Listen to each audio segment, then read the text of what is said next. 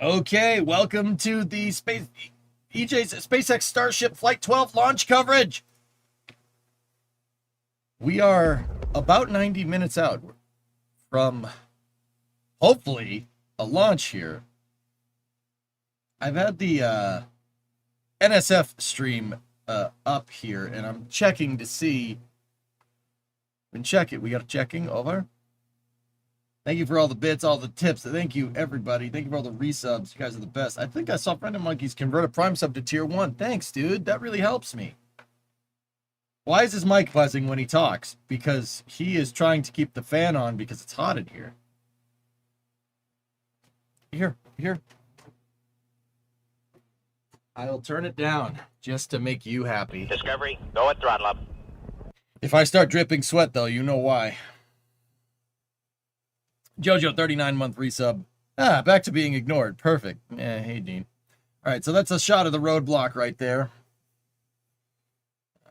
This is the roadblock to make sure that nobody gets near the pad, and there's just Cybertrucks galore. This is space. I'm in space. Space Pope. Gifted 5, and then Potts are at a 69. Nice. 69-month resub. Thank you. Discovery, go at throttle up. Check Discord General, because I'm not looking at enough chats today. Oh, that is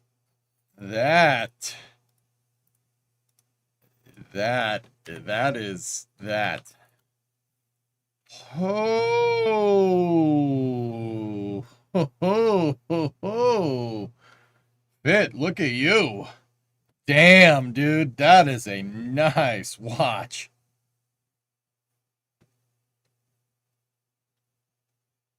Wow. Hey, Itchy. Hey, from Australia. Go SpaceX, go Starship. What's up, man? That is impressive, dude.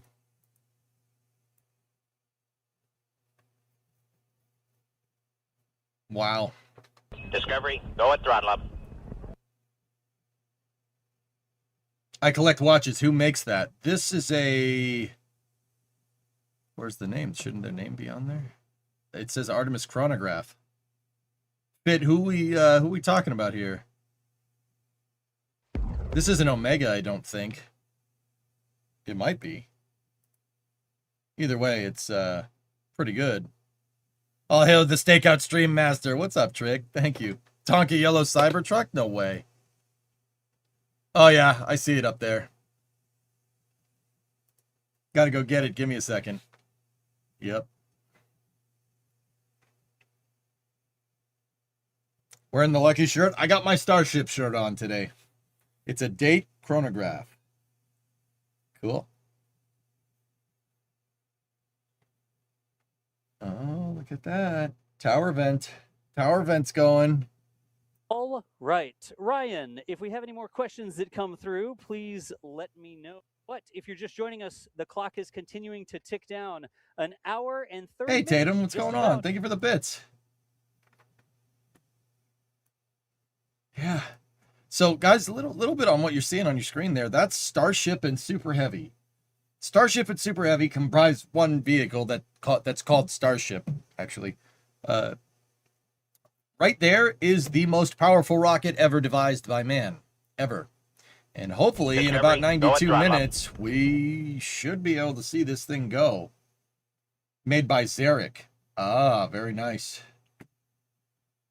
Galileo Humpkins, 13-month resub. Thank you. Hey, Klein, what's going on? Discovery, go at throttle up. The new Danger trailer needs EJ leveling. Yep. Starship has broken the tallest rocket ever made for the 3rd time. Yeah, the previous record was held by Starship. And the previous record before that was held by Starship.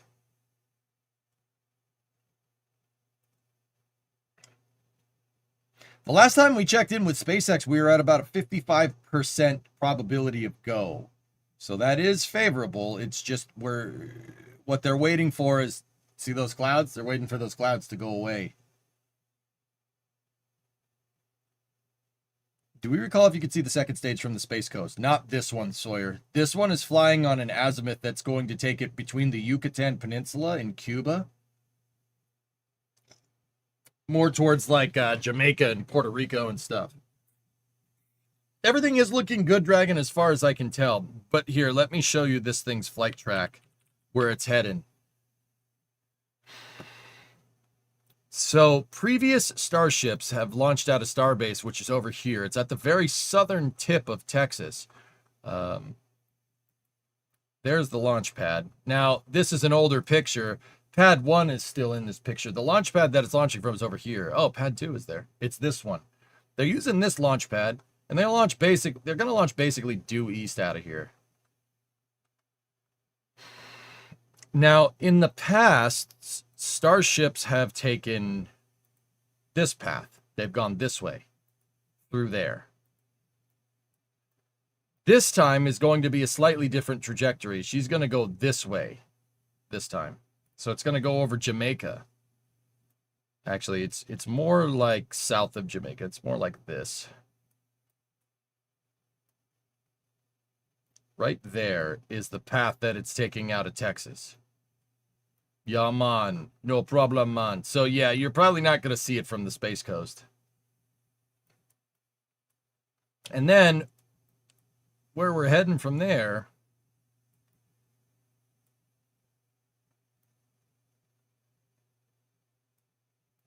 is a splashdown over here somewhere off the western coast of Australia. That's pretty much where we're going to end up. Hey, Kerbal Guy, $10 beer money for EJ recovery phase. Great coverage today, man. Hoping for a successful flight at 39. Me too, me too. Was that Street View lines on pad 2? Oh, I don't know. Let me look.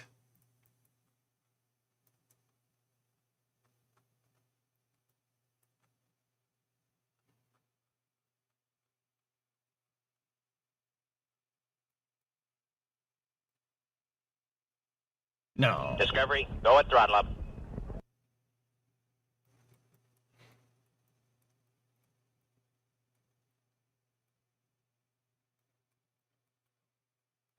These so these are relatively new street views. This was April of 2025. That's what it says.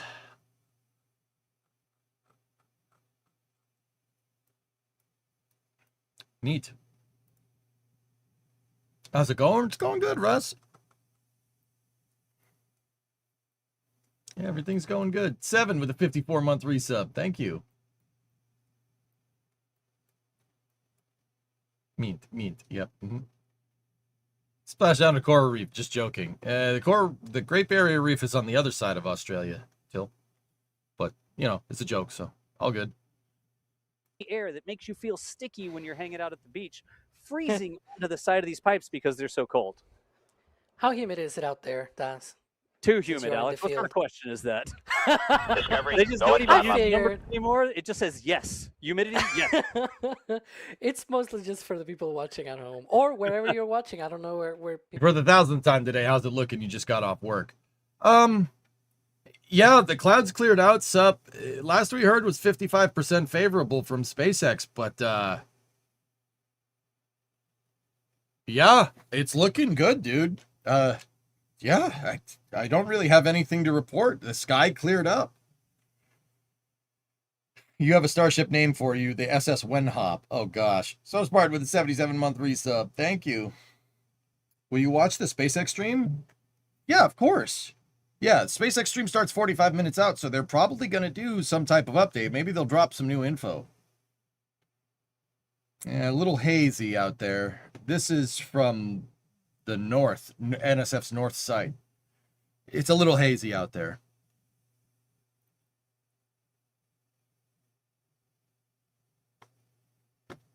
But yeah, you can see all this smoke right here is them getting the pad ready to go. Guys, I don't know if you guys read the notes for like upgrades for Starship, but the fueling is going to take like half hour. So if you're wondering why the pad is throwing out crazy amounts of steam, right?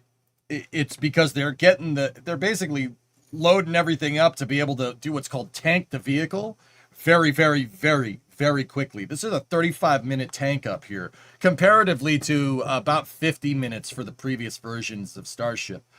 Starship is designed to be rapidly reusable. Guys, this thing is designed to go up there, come right back down and land. And then be immediately turned around and reused. The stream will start 6 minutes before propellant loading. Yeah, that's crazy, right? So what you see them doing is basically priming everything on the pad and making sure everything is full of fuel and down to the right temperatures to move the cryogenic propellants around quickly. That's what they're doing right here. That's what they're getting ready for. This right here is called the tower vent. It's called the tower vent because it's on the tower. What that is doing is that's priming the lines that go up to the ship. What is Ryan saying? Resistojet. This is a great question because it's something we've been speculating on. They're asking how long can they hold with a fully fueled Starship if they need to. Alex, I don't know if we actually know the answer or not, but it's more than Falcon at least. I know that as a fact. Yeah, because Falcon 9 is like 0. Bears, what's up? Falcon Heavy pretty much. Okay. Logan Drubs, great job on the morning on NSF. Happy for your own coverage now. Right on, dude. Yeah, thank you. I have fun over there. Outdoorsman, tell the Red Sox thanks for Kyle Harrison and David Hamilton. Brewers swept up the Cubs and I was on ESPN Wisconsin last night. Forgot to shout you out. Jeez. Oh, boy. Thanks for another great vid in the making. Yep. By the way, Jack is in the launch stream chat. Get that guy over here. Oh, jeez. Mr. Titi, what's going on over in YouTube? How you doing? What diameter are the quick disconnects? The lines in the QDs? Well, I don't know. Probably, say like 400 millimeter, something like that. They're pretty big.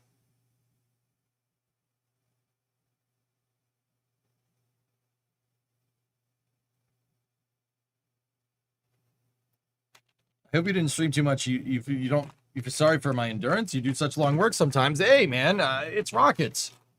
It's rockets. I like being here. This is my thing, man.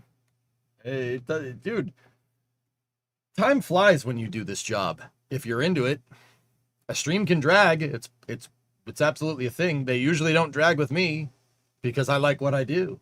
It's all good, man. Enough to crawl through, basically. Yeah, ish. What do you think the odds are that the NSF Danger trailer surviving, being only 700 feet from Pad 2? It'll survive. How well it'll survive, I don't know. Don't let EJ catch up. Sorry, not sorry. Yeah, X-Wing. I saw those popping through. I'm like, you son of a... Dude, I'd say... At the end of that stream, X-Wing, the stakeout stream, I probably had a good 100 things in 100 tips, store purchases, everything in that queue, easily. Like, dude, that was the most insane support queue I've seen in an NSF chat in a long time. So yeah, appreciate it. Your boy gets a cut of that, so I do appreciate it, guys. Turbine, I think she's gonna go. I don't think SpaceX will put this thing out on the pad if they weren't ready. Mafuber, 9-month resub. Matt at an 18-month resub. Thank you. George, 10-month resub. Thank you. Jackal, you took a nap earlier and had the stream that this thing Kerbal Wobbly rocket at launch and failed. All right. Did you take into account Starship Rising will point the engines at the trailer cam on the way up? Yeah.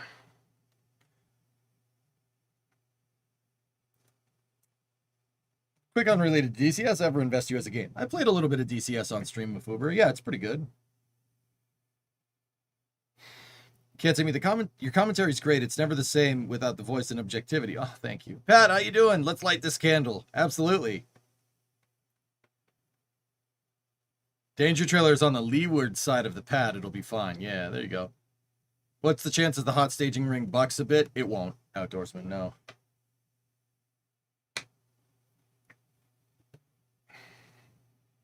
Until you yacked, yeah. I did DCS with the F4 and VR and almost puked.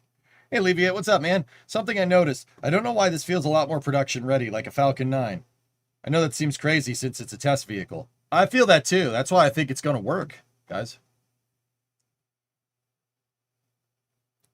It's all good, Mafuber. That's why I answered your question. All good. Also put it on pins. You can grab one of those as well.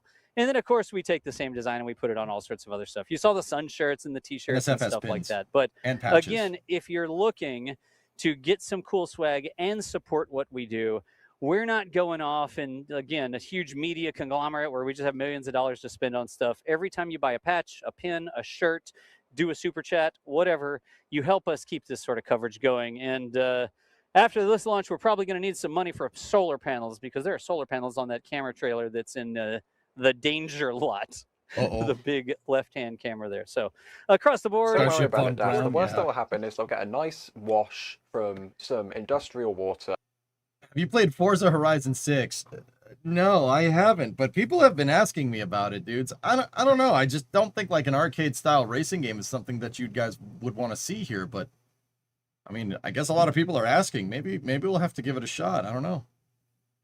Situation here might be SpaceX. Rockets, $5 enforcing super the chat. best Thank part you. is no part. And Hey, when Missy. we go back out there, there are no longer solar panels on our trailer that we have to watch. They're just gone.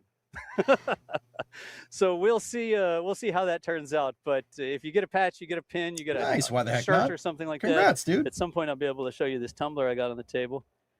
We started laser etching some tumblers, but I'm not supposed to show it to you yet. We're supposed to get a launch, and then I'll show you the laser etch tumbler design. Anyways, we appreciate y'all G support. Slayer, nice. Think positive, though, Ryan. I like it. Think positive. Now, Ryan, did you have some information? We saw the range helicopter. Do we have any camera planes up? Do we have any eyes in the sky? Could I explain the detachment method between the ship and the booster? Are there push rods of some kind? No, Levels. You see how it's kind of hollow right there? How it looks like a truss structure, where it connects them together. This version of Starship utilizes what's called hot staging.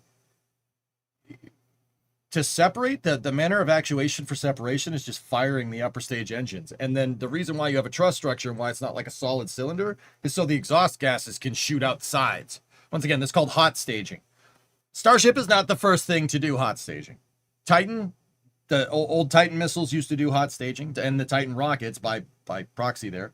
But the most famous rocket, I would argue, for hot staging is Soyuz. And the R-7 Semyorka family of rockets over in Russia. They do hot staging as well. The N-1 did hot staging, but let's say the N-1 was planned to do hot staging, and we'll just leave it at that. It never really got any further. EJ, this is a very important question. Is it possible to fit 2 humpback whales in the payload bay of Starship? Yeah, you could probably fit like at least 10. I'd say at least 10. Are they still doing deterministic? I do believe that it's going to go up and over. Like if Starship's going this way, it's going to go that way. The R-7 never did hot staging because it didn't have an upper stage. Oh, spank you, Helpy Helperton.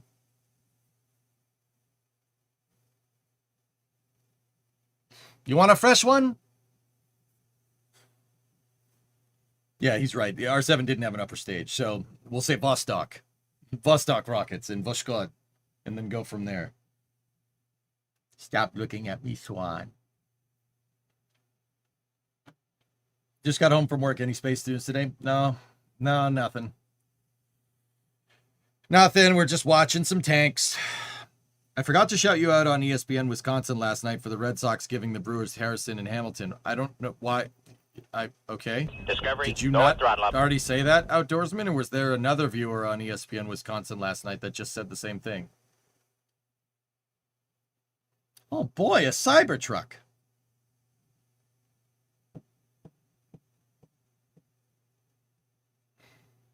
No, it was you. Okay.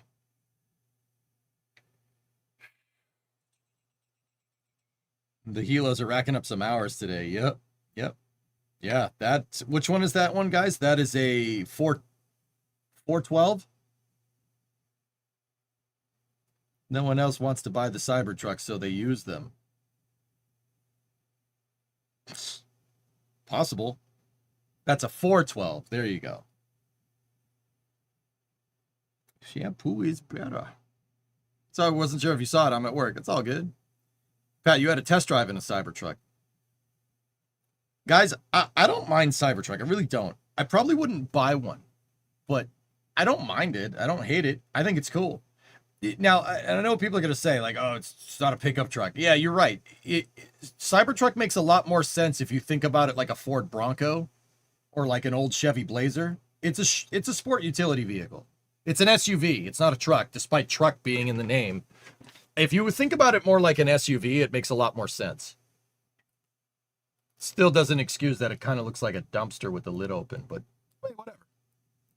I think it looks like a warthog.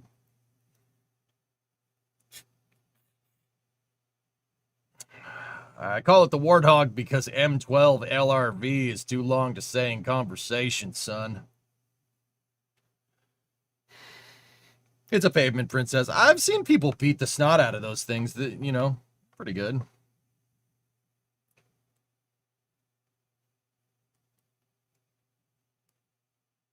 It's a Ford guy all my life. It's cool in concept, but falls short for tasks. I like Fords too. I got 3 Ford trucks in my driveway. Yeah. 3rd generation, 9th generation, 8th generation. Yeah. No, I seriously do. I have a 59 F100, a 97 F250, and an 87 F350.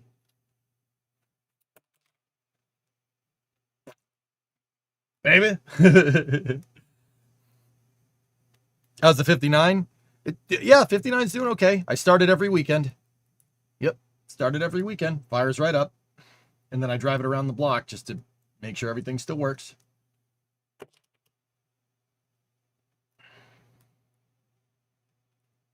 I love trucks. Trucks are amazing. But I like trucks that do work. Like my 97. That is a work truck. I like work trucks. Work trucks make me happy. Imagine a Cybertruck being a rare old timer one day. Yeah, maybe. Amaze. Has the super cab, the crew cab coronet charger thing. It's good. Yesterday, Dean, I got all the parts that I needed. You could see most of them over there on the left to put this whole sucker back together. And guess what? Coming next week, we're going into thrash mode with that thing. I'll do it off stream if I have to and give you guys updates, but I am going to get this thing finished. I am going to finish that car. We shall see. Chat, shoot that guy. So, yeah. You have trucks. What do you think of caddies? I love caddies. I love Cadillacs. Oh, God. Jay DeShetler cam. Oh, okay. This is Danger Dune, but once again, it's the other pad. Oh, gosh. Okay. So I started. Shut up. You have a 71, 74 International Harvester. All right. 2000 Chevy 99 Tahoe. All right. Good trucks. That's correct. Size up. Yep.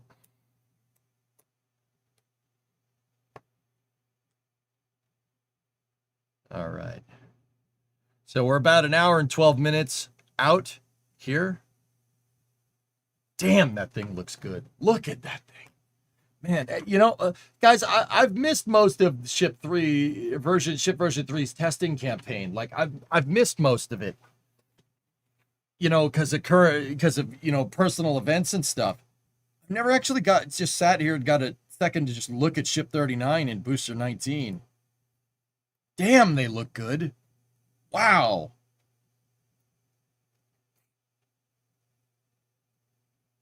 Would you just look at it?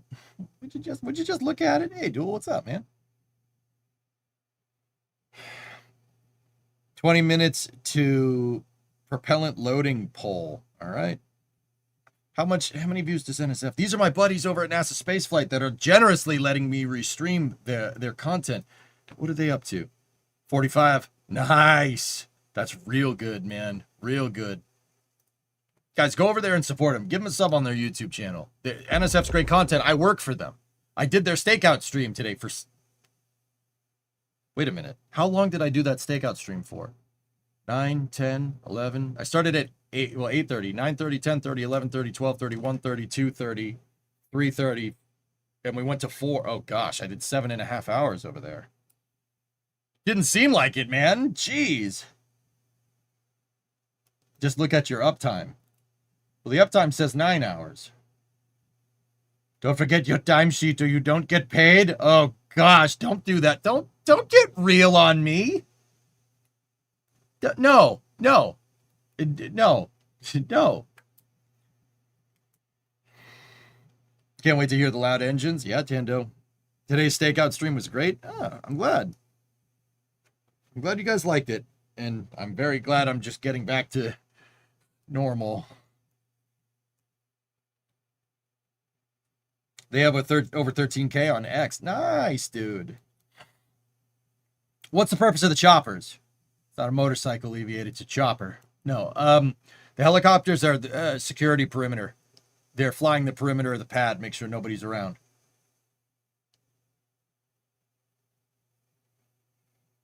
They have 2 helicopters.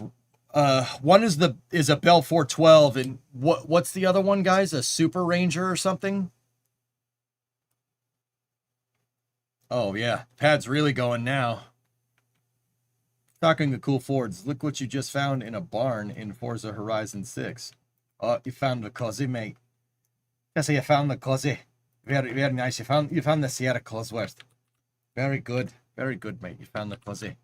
Ah, yeah. Dude, the days of finding those things in an abandoned barn is just not a thing. I love that car. I think that's my favorite Euro car. I'm not even kidding. Nah, the F40 is my favorite, but that's definitely up there.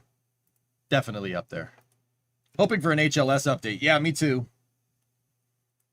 Cars going to the pad. Yep. Doug DeMuro posted a video about the Sierra Cosworth today. Sierra Cosworth is sick, dude. Now, if you're American, you're going, what the heck is that thing? Okay, so if you're American and you know cars, the Cosy is an SVO Mustang, right? It's an SVO Mustang, so like an 84 Mustang, but it's a Cosworth. It's Ford's 2.3, but it's a Cosworth. It's got a Cosworth head on it. So we're talking dual overhead cams. I believe it's a 16 valve. Dual overhead cams and a turbo. Car makes like 500 horsepower with a 5-speed behind it, rear wheel drive. It's like a Fox body on steroids. A turboed Fox body on steroids. I love it. I want one.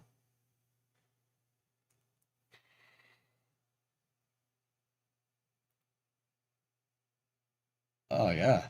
There's that. That's an Escort though. Alleviate. Nice. We like Escorts too. Dang it, Nova. I haven't watched Zach's new video yet, Radio. I will, though.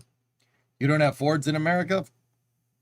That's not what I said at all. We don't have that Ford in America. We got more Fords than anybody. I own, personally, how many? 1, 2, 3, 4. I own 4 Fords.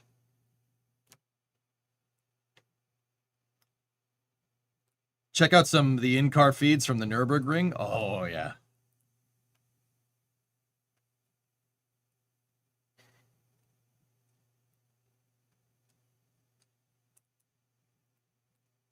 Cosworth was on the Mercury 4x4 chassis.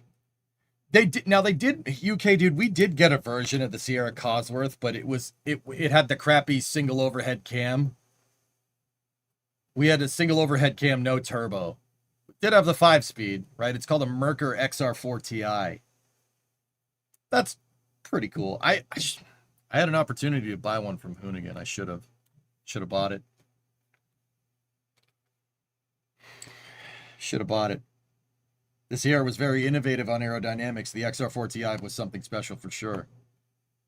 You know what we need to do, Till? We got to go find an XR4 Ti, and then we got to take an S550 Mustang drivetrain and put it in the XR4 Ti to make a modern Sierra.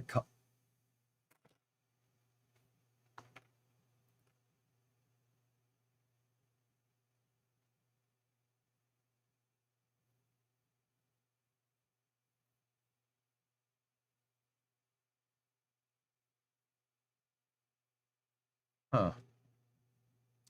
Okay.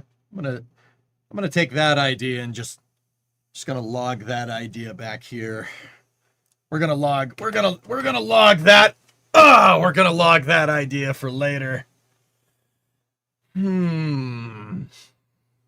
Wait, how do you have 4 cars? I thought Massachusetts had limited 3 per household.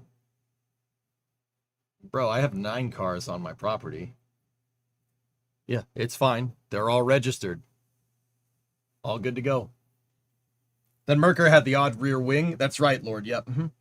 Why not a big bore 302 and do Discovery, something go and silly throttle like up. convert it to direct injection and rev it to the moon? I'd do that with a Fox body. I wouldn't do that with an XR4 Ti. Hey, Wasnor, you remember starting to watch me 8 years ago. Now I just had a baby boy and I'm buying a house. Life is crazy. Hey, congratulations. That's awesome, man. Congratulations. You have an XR4 Ti? No, but I could buy one. I could go find Alex.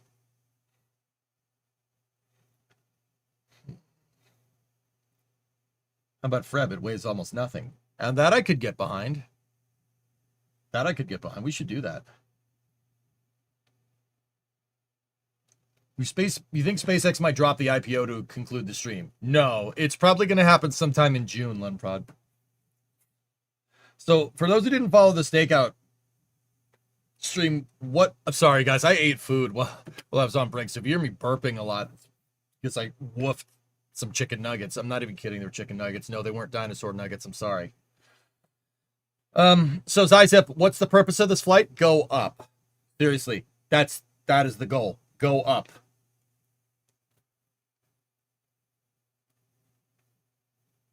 Years, and that's Yeah, the goal is go up. Their standard liquid oxygen load on the ship. You want to put a 302 in a Pinto? Good idea. Tell that Twitch viewer congratulations. Breaking news. There you go. Alex is very excited about this breaking news, y'all. Yeah, Stand by. 'cause We're going to get y'all some more I information. just saw it in front of me. So it appears we have at least a 30-minute delay for the moment on the T0 for today's launch. You might see now the top left corner, that clock has changed, and we are now 93 minutes away from liftoff. And SpaceX confirming on X that they are targeting now 6 p.m. Central Millie, that's for DOS, liftoff yep. of Starship. So we have official confirmation that we are indeed 30 minutes into this 90-minute window. So only a third of the way in. So, Okay. it's not a great deal. It's just a third of the way in. It's okay. It's much better than in some of the previous flights. But look at that. I think is that the tower vent coming back again? As I was saying, it might do. That's a beautiful shot. Whatever. Anyways. Oh, whatever, says Alex. That's where we are at the count. Sometimes Alex it does saying that whatever. kind of thing. Sometimes they like to tease us, but it's not coming back to the delay. It's not a surprise that we got this update. Euro Bros in shambles. The tower vent is stopped. Is this a halt to the chill down? It looks like they stopped the internal count. Yeah, Zizep. So this is a new-ish version of the ship. New, completely clean sheet version of the booster, and a completely new pad. So, and on top of everything here, it's new untested propulsion, at least on-flight tested propulsion. Starship version 3 is utilizing Raptor 3. This is going to be the first flight for the Raptor 3 engine. There's 33 of them in the first stage, and we have 6 in the second stage. Oh, there we go. She turned back on. What is the rough launch time? We're about 90 minutes out, Combat Engineer. Yeah, it was 60 minutes a second ago. SpaceX quite actually delayed, like right when you asked that question, dude. Yeah, so they're targeting 6 Central, which is 7 Eastern, right? It's 5:30 right now. This is painful from a European perspective. Yeah. Well, what are you gonna do? What are you gonna do? What are you gonna do? You know better than anyone, are there any viewing places on the secure side at KSC?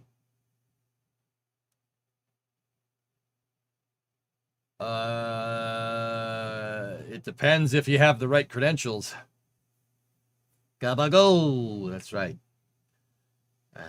All this thing does is go up in the sky, all right? At this house, we celebrate the space shuttle, all right? We're space shuttle fans, all right? End the story. All this thing is just a damn tube. It goes up in the sky, it comes right back down, sometimes in pieces.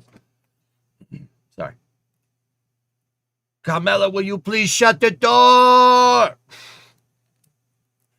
Get Christopher to answer the thing. Discovery, go at throttle up. Hey, Cole, I don't mean to be condescending, but this is the most powerful launch vehicle ever devised. It's got 33 engines in the first stage. I'm just saying, I don't think we should discount that. No, we're a space shuttle household. End the story. Oh, this is space. I'm in space. That's pretty good. Cleared with a NASA badge? There's plenty of places to park, dude. Did they relay the main reason for the delay? No, they're probably waiting for the right weather, Denny.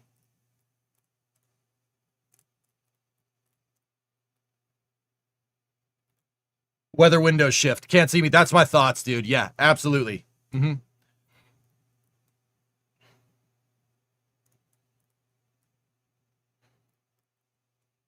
They should launch it at the Kazakhstan Cosmodrome for us Europeans. No.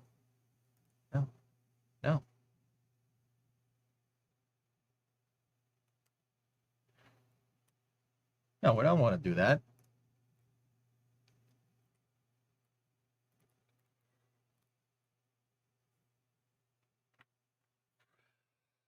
Landing zone weather is a concern too. I think it's okay out there. We now put a booster in your bed. Chat, you come here the day of a Starship launch. You come in here asking me for favors. You never pick up, you never call, you never view the stream. You come in here on the day of a Starship launch and ask me for favors. What am I supposed to do with this? Chat, I know it was you. You broke my heart. You broke my heart, Chat. Sorry, we're just quoting all the mafioso flicks, like, and shows, like, all in one. The God Stream. Buonasera.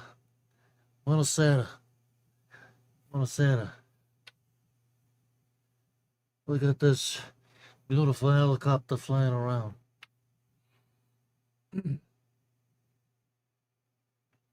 We did.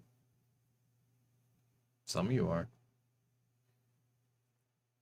They're documentaries. No, they're not. Doesn't exist. I don't recall any of these shows at this time.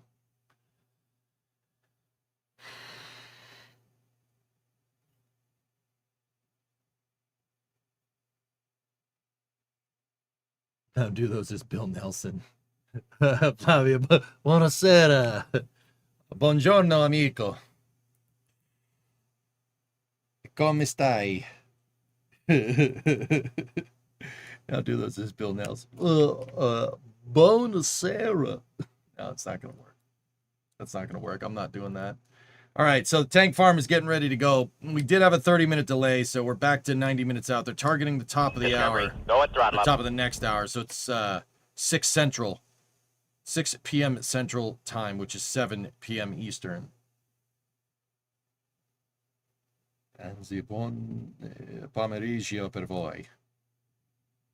Your Russian is amazing. That was not Russian at all.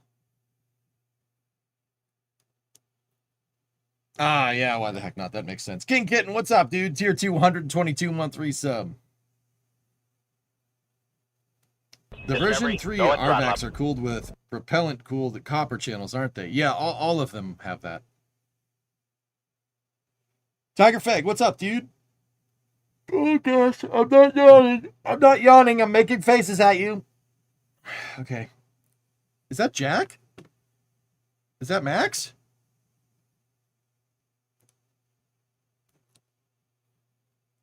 Is that Roger?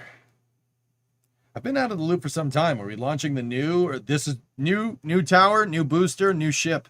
King Kitten. Yep, new pad. This is the second one. Yep. That's Dan. Jack's dad. Dan is not Jack's dad. Dan is not Jack's dad. Whoever put that in there is a legend. That's really funny, man. Oh my gosh.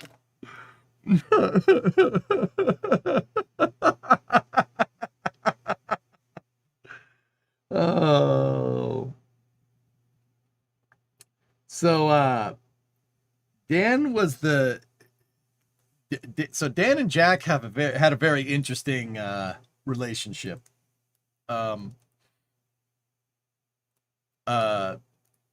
Discovery, go at throttle up. It involves waking up in the morning and firecrackers. That's all I'm saying. Some of you might know. Definitely cabin.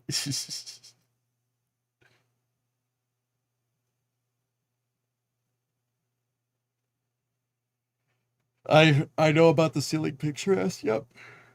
Yeah, it's called a father-son relationship. Yeah, all right. Check Starbase website and the road delays.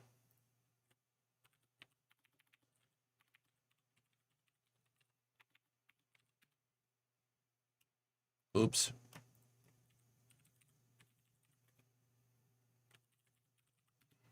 Website.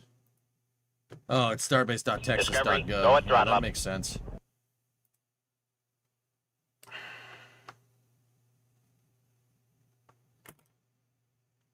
What do you want me to see here? Rocket launch hype? Matt, what are we looking at?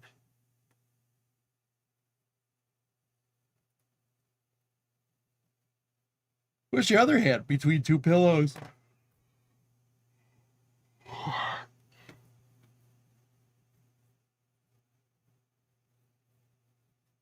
Dan wanted rainbow bagels. Jack, not so much. No comment.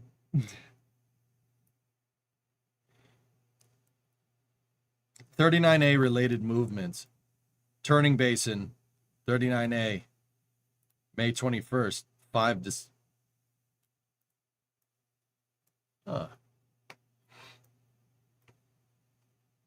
Huh. I wonder what's going on there.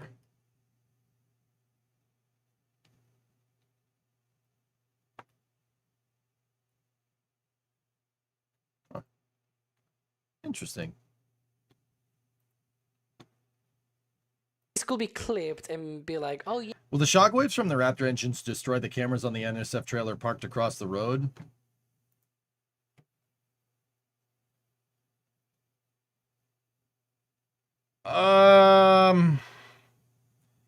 They're all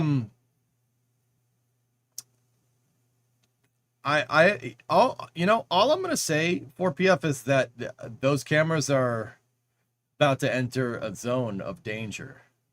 Okay. That was Alex that was talking on NSF Got Nukes. They might. They might survive. Yeah,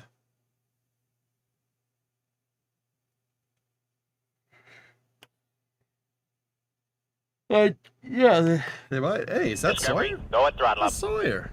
At South Padre. But joining me is going to be Mr. Sawyer Rosenstein. Sawyer, how you doing? I'm doing great, Dos. It's good to hear you back on the stream again, and good to be with everyone for a Starship launch again. It's been a while. It's been a while. I said who's going to be joining me. You're very briefly going to be joining me because you're actually going to be replacing me. You're going to be taking my place, right? Absolutely. Wait, you mean I'm going to have to go out to Starbase now? I'm in Florida. It's a little far away, but... We need you here in 15 minutes. I'm done. All right. My shift's up. I'll go steal a Concorde. Sounds good. Point to point. The problem is it has to start from here and come pick you up and then come back. I don't think we're quite there yet. Darn. All right.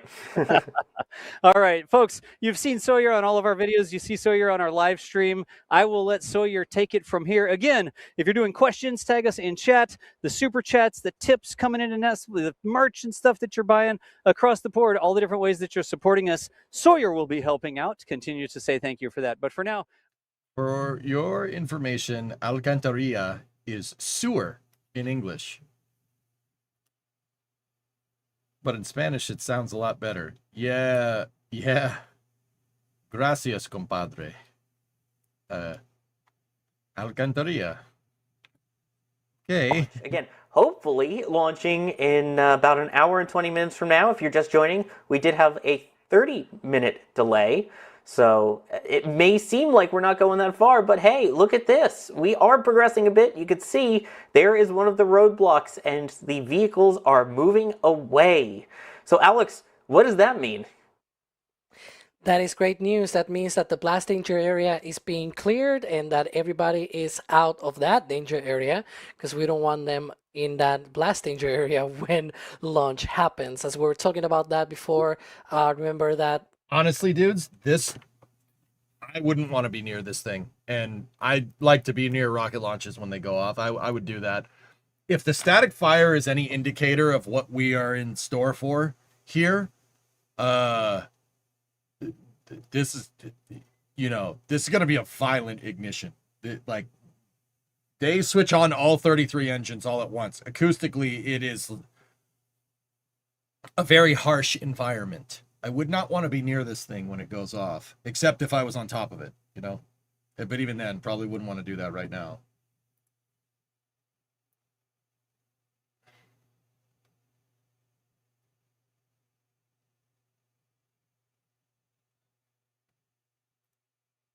Like front row at Metallica loud.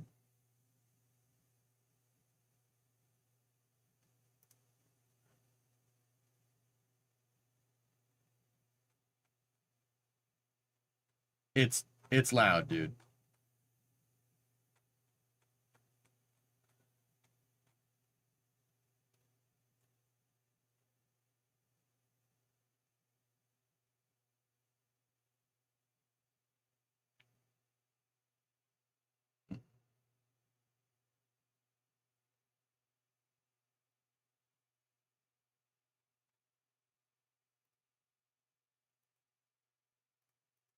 Drone shots will be glorious. Yep. Acoustically, I must go. 138 decibels in my home is just wimping out. There you go. Launch control center is going to be like a paint mixer. Yeah, absolutely. Does rocket engine start like a controllable explosion? Yeah, pretty much. A rocket is just an explosion that's happening over and over again. So, like, if you think about like an explosion as a quantifiable resource, a rocket is an explosion flamethrower. Actually, fire, if you really want to be technical.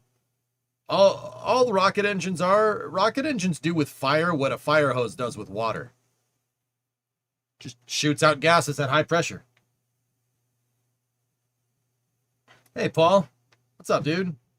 Happy launch day. Will there be anybody in the Starbase building? I don't know. Maybe. Like Metallica's drummer when he heard about Snap. Yeah. Metallica good. Napster bad. Yes, like that. With the increased thrust of Raptor 3 and the shorter burn times, will the ascent profile be steeper on ascent, similar to prior flight, only quicker? It'll actually be a shallower ascent, not a steeper one. So it'll turn faster. Gerbil guy. Yes, Bob, something like that.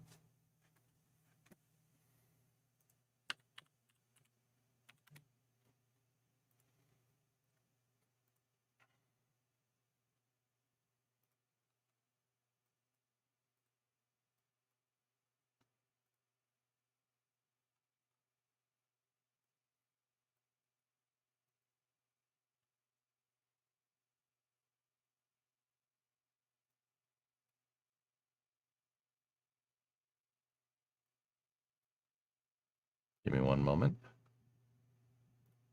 Okay.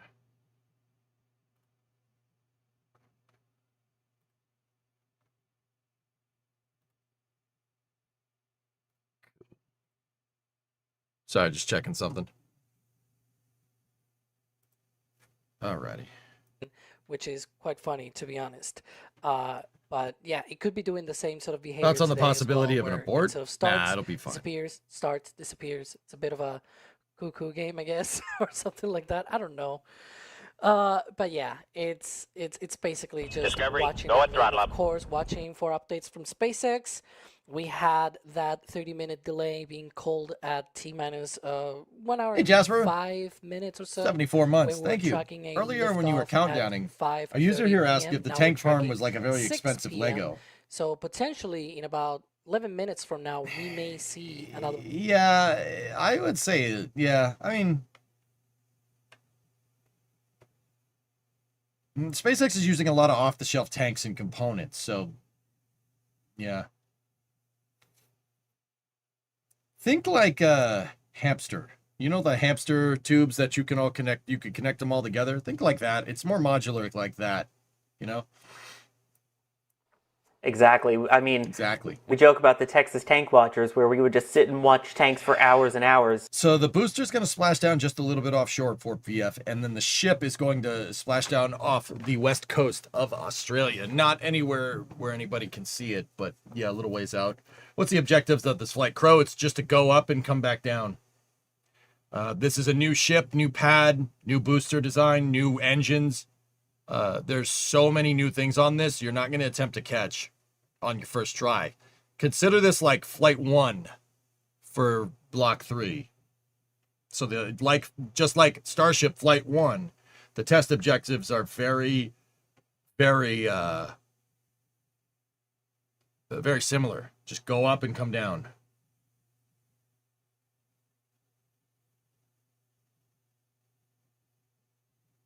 You call in chat hamster brain? I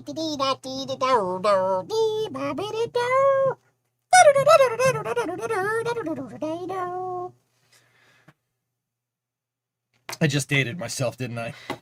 Yeah, I did.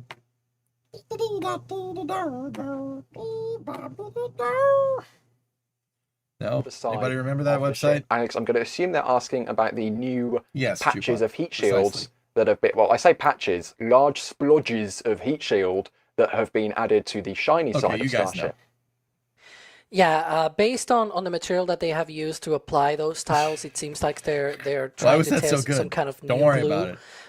We talked about this before, where the great majority of the tiles on Starship, about I would venture to say maybe 90% of all the tiles on Starship, maybe even more than 90% Nice, in no fact, wrath. are pinned. I So went there are on there, pins Fluffy. welded to the body of the ship, and then there's like a sort of a triangular sort of backing that is on each tile that holds the mechanical connections to those pins on the vehicle. However, there's a minority of these tiles that are in The danger trailer is truly in danger, yeah. to sort of place areas for these pin tiles. Like it's maybe Scatman. on the tip of the nose cone, for example, the flap edges and things like that. So those are, instead of pinned, they are glued to the vehicle. And believe it or not, that is also the same way that the shuttle tiles were installed. They were actually installed with glue. And one of the things that they struggled with in the space shuttle program was with those tiles actually sticking to the vehicle, because that glue used to fail every now and Discovery, then. go and throttle up. I mean, for the most part, most of the tiles will stick on and will stay on. But then it was a challenge to actually maintain and refurbish that sort of thing. So it's no surprise that for Starship, SpaceX has lost tiles on Starships before, and the majority of them has been on the areas where they are Nightmare, glued, basically, where they are actually with Schwiggity5. that glue. So What's they're up, dude? How you doing? So, yeah, guys, we're going to stick with NSF here for the time being. And then we are going to, when SpaceX starts their cast, we'll flip over to them. Are those fumes mostly oxygen or methane too? You wouldn't want to vent methane, Zorro. It's most likely gaseous nitrogen and maybe a little bit of gaseous oxygen. They're using the liquid nitrogen to cool things. And that's the exhaust that you see. You know, if you take a liquid nitrogen and you use it to cool something else, that nitrogen is going to evaporate. It's going to turn into gas. And that's what you see being popped out. It's cryogenic GN2, CGN2, cryogenic gaseous nitrogen. Yeah, you don't want to breathe it either. That's not good for you. Imagine, late reply, imagine never having tried a Fox Body Turbo 4 project. Yeah. You have your lucky pants on today? I have my work pants on today and my Starship. I have the Starship shirt on. Right? And then I got my Discovery, go and throttle up. Gamma work pants on today. And I got my Starbase boots. These are the boots that I wore at Starbase when I was down there for Flight 7 and Flight 8. They're my steel-toe work boots. Does the vehicle even load nitrogen anymore? Yes. Trojan, what's up, dude? 86-month resub. Do you think they're delayed for 30 minutes because of the weather? Lev, I do think that that's what's going on.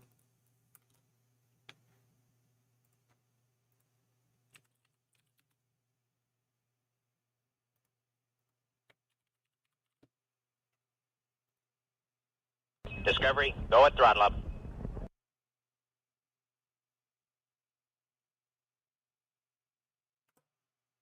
Oh, no.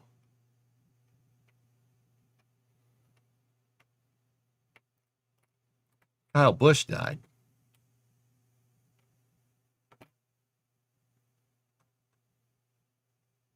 Oh, that sucks.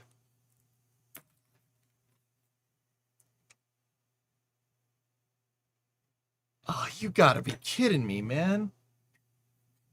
No. No, no, no.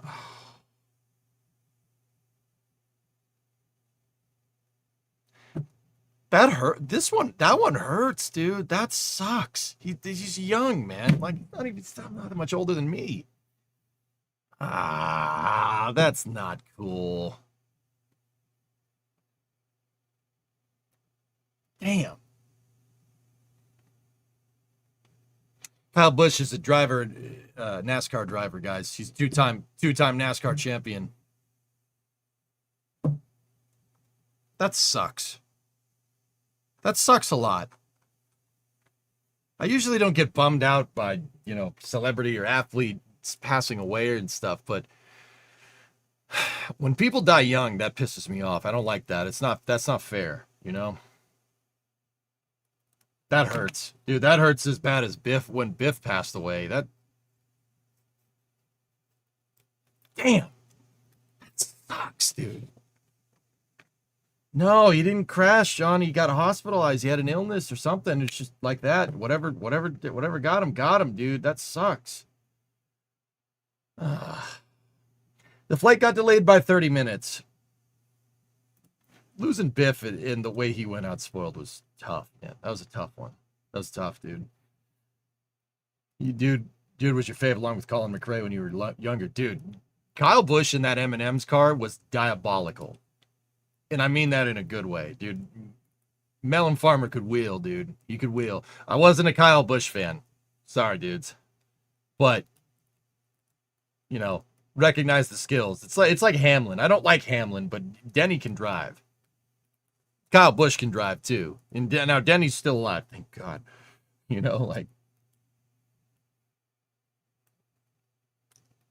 Another entrant into the Heavens 500. He's racing with all the greats. That's right.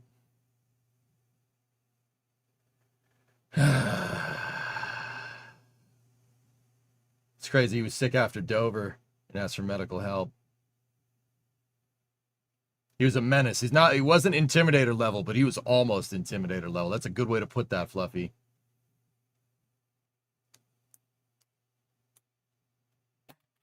That one, that sucks. That sucks. Yeah, Lex. Lex, I'm with you, dude. He wasn't my favorite driver, but I respected the hell out of him. Guy can wheel, dude. He can wheel. So my heart goes out for him. Hopefully, let's get a launch in his honor here. He was a god in the truck series for sure, dude. I can't believe that. You know what? I just reject that. Like straight up, I just reject it. No. It's like when Eddie Van Halen died or when Neil Peart died. Like, they're not dead in my mind. Like, no. They're like, Eddie Van Halen passed away. I'm like, no, he didn't. He's fine. Shut up. Like,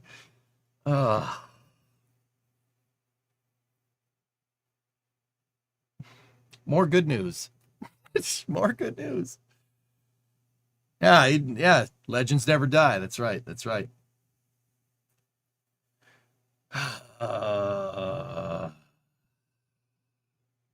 Like Elvis then. Yeah, no, Elvis is not dead. He just went home.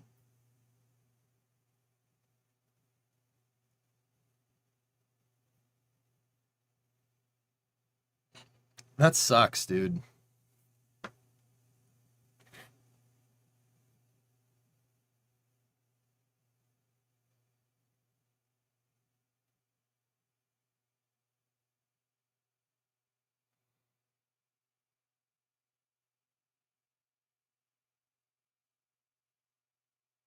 Sorry, I'm texting my dad. Dude, the amount of crap talk we talk Kyle Busch on the television is a lot. It's a lot. Dude, that sucks, man. Oh, that's awful. Hopefully we get a Starship launch to make up for that at the very least. That's just terrible. Oh my goodness. Oh, breaking news. What's We up? enjoy the tank watching part. We don't enjoy announcing this part. SpaceX announcing that there is indeed another delay into the count. So More originally they good were news. targeting 6 p.m. Central Time. They have added an additional 30 minutes to that. So they are now targeting 6:30 p.m. Central Time. So unfortunately, that clock in the top left that has added time to it is in fact now correct. I know everyone's getting worried and all of the boos tired, and boss. issues. We don't know exactly why at this point. I'm just tired, that they boss. are continuing to push it a little bit. But I guess they still have at least 30 more minutes in this window, which is a nice thing to keep in mind. And add in the fact also that not only do you have 30 minutes more in the window, but let's say they were to start the prop load in an hour and 35 minutes from now and they notice something, they can hold a little bit into this count. We don't know exactly how long with V3, but I know for V2, it was about, 15-ish to 20-ish minutes that they could hold with propellant loaded on the vehicle. That's right, Fluffy. So maybe they just go for the prop load and becomes a WDR anyway, although we don't exactly know, again, why this is, but SpaceX indeed pushing things 30 more minutes. And I'm guessing we haven't seen anything else on any of the socials from SpaceX. They announcing did, well, Leon. why, It's correct? definitely their fault. It doesn't say Yeah, it's all right, cousin. Don't worry about SpaceX. I don't see any sort of indication of what exactly is delaying this mission. We know that at least the weather has improved way better. Like it's dramatically better than earlier in the window. I mean, we started our stakeout stream and it was pouring really hard on these things. So Jackals. this Yeah. this is one of the things that sucks, it's dude. usually it would be great if we got a bit more information here of what exactly is that it's holding them. It appears as if they're sort of keeping tank farms chilled down. We can see there that venting going on there. It's sort of like it's all in a standstill, so to speak, ready to go whenever they are ready to actually proceed with propellant load, and then sort of kick off the next step in this final portion of preparations ahead of that propellant load. Again, it's something that we really don't know. SpaceX has just now confirmed on X that new T0 of 6:30 p.m. Central, but with no sort of note of I what don't see any exactly tweets is or that it's anything. delaying this launch into the window. Still remaining another 30 more minutes, so if they need those 30 minutes and they still need to work through things, they'll probably take it. Oh, So yeah, there it is. we'll keep an eye on the clock. As always, we were saying this before that it happened. The first delay happened sort of around T-minus 1 hour and 5 minutes when it was tracking 5:30 p.m. Then when it was tracking 6 p.m., it happened around the same time as well, T-minus 1 hour and 6 minutes, T-minus 1 hour and 5 minutes, more or less. I would expect if there's another delay, we may have to wait until that, now that we are tracking 6:30 p.m. Central. This is making That me is happy. something that we will watch. Is And that bad? you This mentioned the stream- weather earlier. This The weather stream was has looking just been a roller coaster, man. rain and things if you're watching the stakeout stream. Ryan, weather speed seems gap. a lot more improved compared to what we had.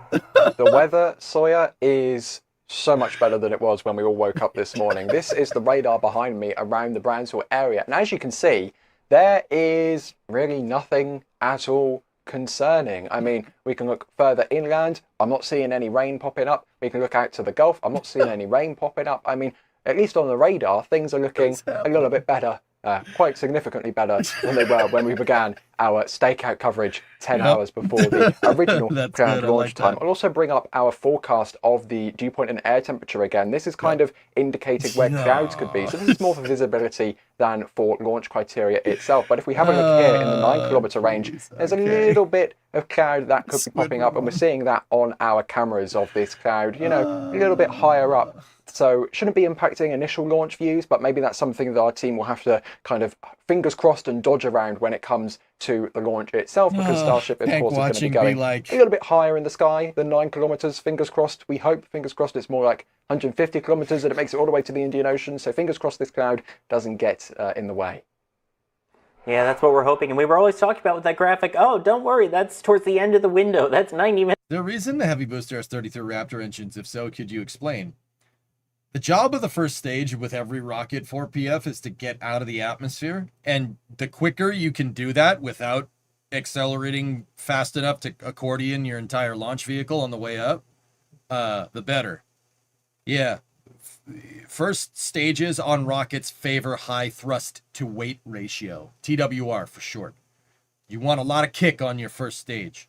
Second stages, efficiency is the key.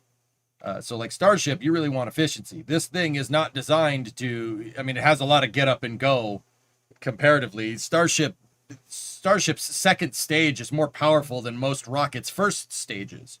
But that's what happens when you're talking about a rocket that's as tall as a 35-story building, right? It's all because you're wearing your Jinx boots? Yeah, it might be.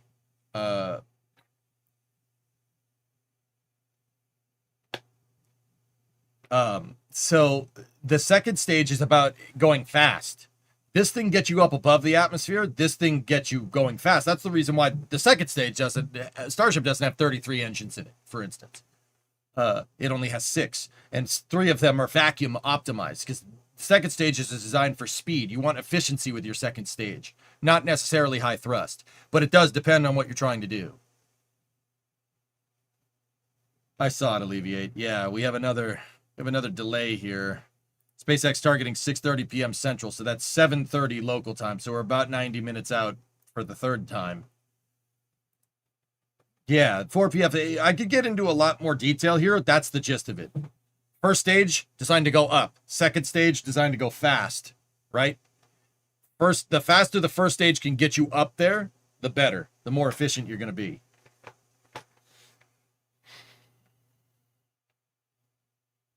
I can't believe Kyle Busch died.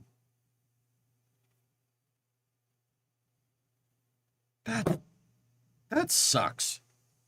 Man, I don't mean to bring it down again. I just can't believe that. You know what? I reject that. No, that didn't happen. I declared it.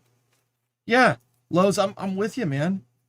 He had some kind of illness, Hokey, that got him like in less than a week. We were fine a week ago. At least we think. Yeah, Noble, I was not ready for that. This isn't as bad as Blue's New Glenn delays. Yeah, Jared, okay. That's fair. Yeah, he's only 41. That sucks.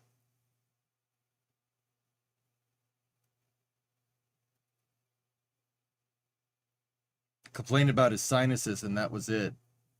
Oh. No, Hokey, it's fine. Totally fair. He complained about his sinuses. Oh, dude, that could be anything, man. Yeah. If it's one thing, dudes, look, if it's one thing that I've learned over the last couple of weeks, it's that the human body is very, very, very, very, very complicated. It is a very complicated system. And there's a reason why you need to go to school for 7 years just to learn about it. To be a doctor, right? Like, there's a reason for that. It is a complicated piece of equipment. Like, honestly, it makes rockets look simple, and rockets are not simple. So complaining to your sinuses, if your sinuses mess up, that could be a bajillion different things. It could be a bajillion things. Like, that could be anything, dude.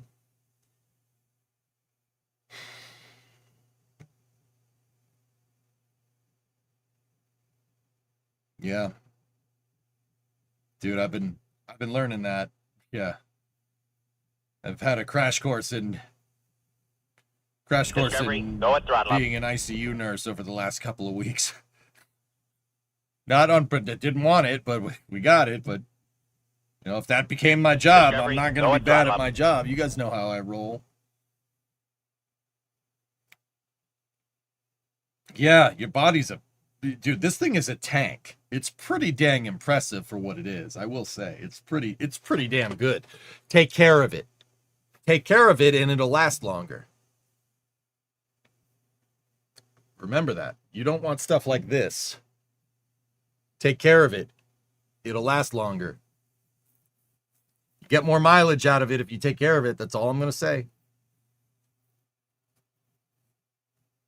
You're on point for the most part. Right on. Just push it in. You know what, Zizip? That hurts. Yeah. Yeah, that hurts. Yeah, let's not do that. No, I have ganglion cysts in my wrist. I broke this wrist a long time ago skateboarding. Yeah. That's probably why that's doing that. How's she doing? Bree's doing just fine, Rosebud. She's doing just fine. Is this live? Yeah, Hannah. Mm-hmm.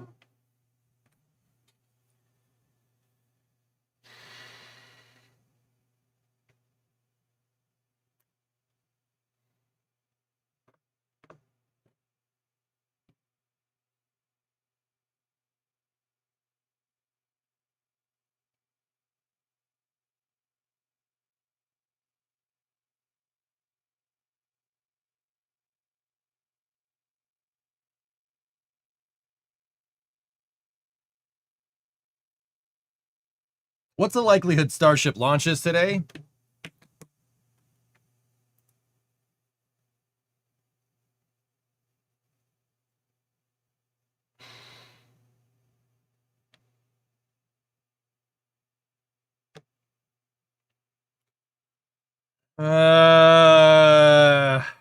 The weather looks to be okay. Might be a little bit windy up in the upper level winds from like upper level winds might be a little windy from what I understand. The last we heard from SpaceX, it was a 55% probability of go. So that means a 45% probability of violation. We'll see. I'd say, yeah, Tessa, good to decent is probably a good way to say that. Yeah.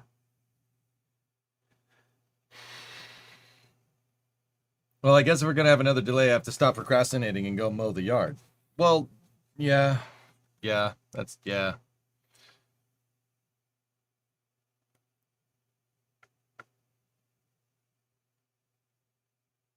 Last I heard, Ryan said at 81 knots at 13-kilometer altitude. I have a weather guy that tells me information, Radio Galaxy. His name is Weather Guy. I play Battlefield with him sometimes. When is the next window? 24 hours, Yum Food, from what I understand. Anthony, I love you, mate, from the EU. Hey, right on. Right back at you. Thank you. Yeah, the window is only 90 minutes, so we're getting to the end of the window here. We are 60 minutes into the 90-minute window.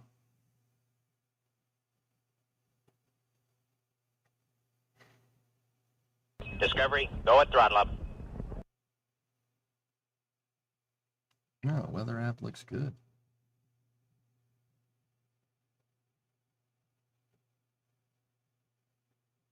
Okay, Nemesis, I got you. I got you. My other weather guy. That's Nemesis Lab in chat. Yeah, actually looks pretty good. It looks like it cleared out. So this is whatever's delaying them seems to be ground side or vehicle side. You'll share it with you tomorrow? Right on, man. I can't believe that. I can't freaking believe that. How is that? What? No. Dude, it's raking my mind. I'm like, I've never been this bummed about it, dude. I didn't even like the guy, man. Like, I hated that. Like, to be honest, I hated that dude's guts. That freaking M&M car lives rent-free in my head, man.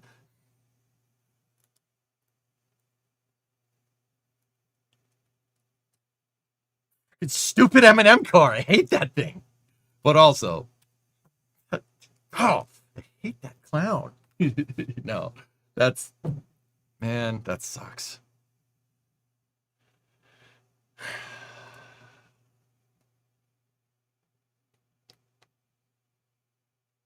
Right, Tozer? For sure, man. I can't believe that. I don't mean to keep bringing it up, dude, but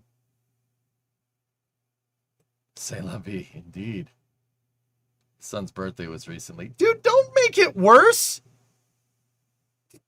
Oh.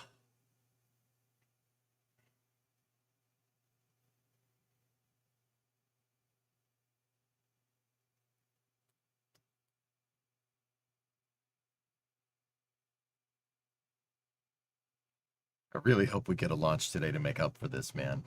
Because this one's gonna be tough. That one's gonna be tough.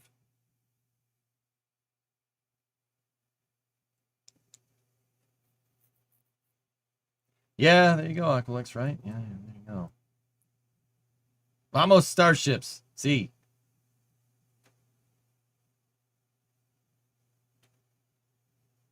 Damn, Toast. Oh, come on.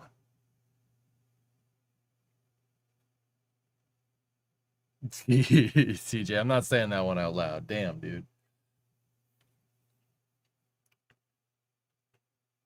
Graham, I think she'll be okay, man.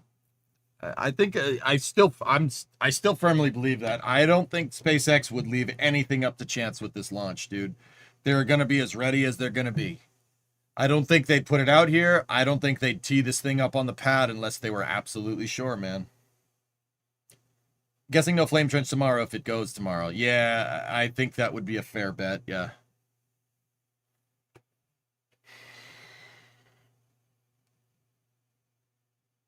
I think it's time for some peanut M&Ms. Pour out the blue ones for him.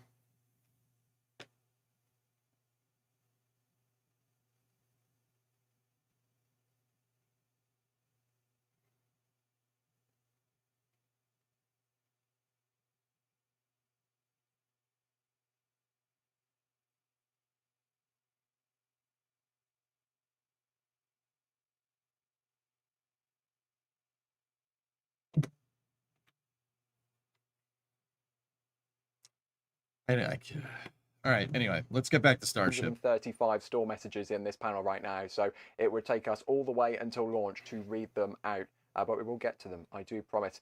Continuing to scroll down the list here, we got a big tip from Kevin G. A $100 tip at tips.nasaspaceflight.com. Here's a little something. I mean, you're so subtle, Kevin. Here's a little something to keep it going. Seriously, thank you so much. That is bonkers support. Same to Paul with a $50 tip at tips.nasaspaceflight.com. Thank you. Tibbet with a €100 super chat. I mean, what else? what have we done to deserve this? That's right, Thank TJ. you so much for your support. They're asking if there are different payload sizes planned for V3. Yeah, that's right, EJ. You're right, man. V3. You're right. The dummy Starlink V2s on this one's 44 tons, but will V3 be able to do more than 100 tons to low Earth orbit? What do you think, Alex? Are they going to be changing the... I assume they're asking about the number of satellites that they'll be loading to be able to actually physically fit compared to the mass. The ones that can fit in this PES dispenser are about 60 of them at a time. It depends what kind of... I think maybe they were getting confused between Starlink versions and Starship versions. So the Starlink version has changed now from the V2 to the V3. They have iterated. Like originally, Starship was supposed to launch Starlink V2. According to my app, we have 100% cloud coverage from 10,000 to 25,000 feet. Winds are relatively low at 40 miles an hour. Only 42 at 34,000. That's actually not bad. Starlink version 3 satellites now. Those are still the same size, but obviously all of the hardware has been changed, and so that's the important thing. We don't know exactly how heavy those are. I wouldn't venture to say whether it's 44 tons. There's multiple different numbers out there. Some people take, for example, a 2 metric ton number from a certain documentation from a Federal Communications Commission permit, where it talks about whether it's like a study about the deorbiting of these satellites, but then it says we're just establishing it that it is 2 metric tons. It might not be 2 metric tons. Then for the old version 2 satellites that are also sort of the same this is size. space. You know, I'm in said at space. one point that it was Angry about Medic, hey, give the tens, thank you. 1.25 tons basically in mass. So anywhere in between 1.25 Yeah, it'll be and fine, 22 Tina. tons, excuse me, and 2 tons, you No problem. get, I think it's like Hey, between Tacos, how 30 long and 44 metric tons full for the full 22 satellites. So how long until prop load? So they're delaying it a little bit. Prop load right now with the current schedule is probably going to happen in the next 45 minutes. Why 33 Raptors? Just as many as you can fit. Yeah, Booth, that has a lot to do with it. They want 33 Raptors because I was telling other viewers this a little while ago. Guys, this is a very high-level overview of like how two-stage to launch rocket vehicles work. So you have two stages here. You have Super Heavy here, and you have Starship up there. Starship is your upper stage. Super Heavy is your first stage. This thing right here, you want that thing to have a lot of thrust to weight, or TWR for short. Basically, this thing wants, you want that to have a lot of thrust to weight so it gets you up there faster, right? But you don't want to go too fast. You can damage the vehicle on the way up, right? So you have to kind of find the balance. Now, the upper stage, Starship, which is where that jungle gym thing is, from where the jungle gym thing is up, Starship, you don't necessarily need 33 engines. Starship only has 6. It has 3 vacuum optimized ones, which are Raptors with a bigger nozzle that are designed to work better in the vacuum of space, hence vacuum optimized. And then 3 center engines. Those are pretty much the same as the ones in the first stage. The objective of the second stage is to be efficient. You want to be as efficient as possible, you know, because the second stage is about going fast. All right, you want to go fast. You have to go fast enough to be able to get into orbit. Now, Starship isn't going all the way to orbit. It's getting like 98% of the way there. Just because they want to make sure that everything is good with the vehicle before they put a 20-story building Discovery, worth of go second at throttle up. stage in 20-story building sized second stage in orbit. That's why they're going suborbital with it. The suborbital test should not be happening for much longer if this test goes well. Now, but going back to the high-level overview, first stage, you need a lot of power, and you want to get up there faster, right? The second stage is about being more efficient, and you want to go faster. You don't necessarily need a lot of thrust to do it. So the second stage is much more about efficiency. The first stage, the more power that first stage has, Booth, technically you can get more efficiency out of it with more thrust to weight ratio, because the reason why is because where the first stage operates, right, with second stage on top of it, there's a lot of air. Especially if your Spacex, your booster's going up and coming back down, that's spending more time flying in the atmosphere, right? And it's not as efficient down here because there's air that gets in the way. The faster you can get out of the atmosphere, the better. Tank farm's really going now.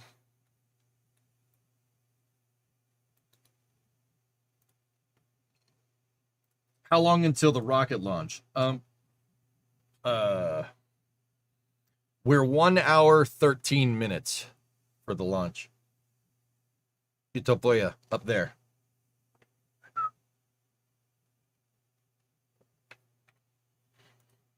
We get it. You drive a WRX. No, I don't like blowing head gaskets. Nemesis, I absolutely don't. Is the booster getting reused? Booth, they're going, since this is the first flight of their Block 3 ship and booster, and they only have one pad kind of operable right now, they're not going to risk either one, so they're going to expend both of them, which sucks. But I will say that we are getting towards the end of seeing expendable Starships and Super Heavies.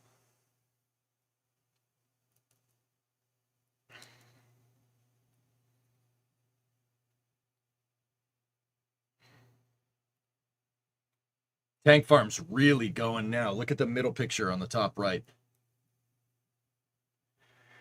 They're using nitrogen to cool everything, Trueblade, yeah. Or it could be gaseous locks too. But yeah, all these vents are basically them priming all the lines for fueling.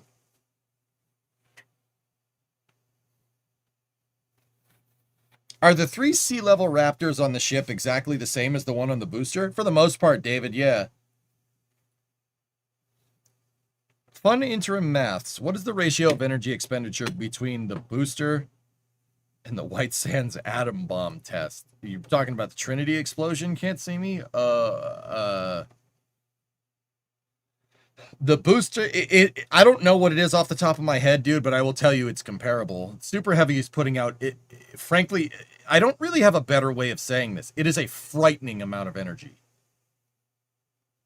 If you wait 71 minutes and this thing does go, you'll see what I mean. When the pad deluge system turns on and those engines ignite, you will see a shock wave come out of the pad. I'm telling you, frightening would be the right way to say it. Like, I've seen plenty of rockets take off, you know, the engines ignite and you get the flame shooting out and the rocket slowly lifts off. This thing's going to shoot off like a missile, and it's going to be a frightening amount of energy release to move 5,000 tons of Starship and Super Heavy upwards. I'm telling you, when this thing goes, you're going to be like, whoa, okay. Frightening is the best way I can describe it. Like, don't get me wrong, you're not going to be scared. You're just going to be like, ha! All right, okay. That's going up, and it's going up fast, right? 45 seconds to maximum dynamic pressure. She's really going to go fast, man. Yeah, respect-inducing, Rothler. That's a good way to say that, man. Hi, by the way. How are you? Would you rather see a V3 Starship launch in person or a Sea Dragon launch in person? I'll take V3 Starship, Lemon, because it exists. But, Robert Truax did nothing wrong. Doing good? Right on. To get a gauge, how many sticks of Western movie TNT is on this thing?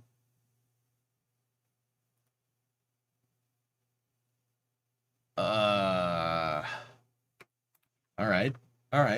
right. We got time. All right. So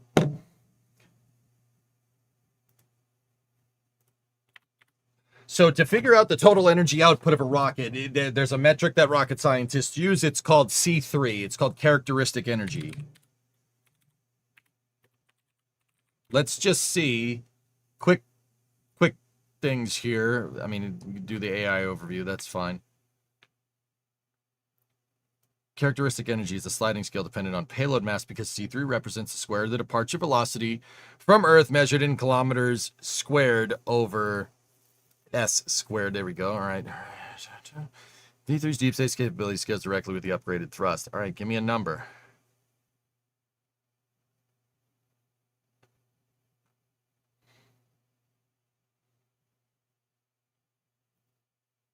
Wow. Thanks, AI. Appreciate it. Appreciate that one.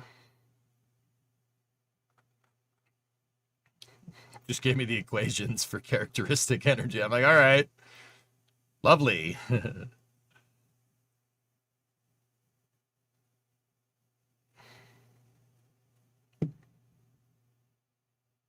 You're telling me I got to do the math?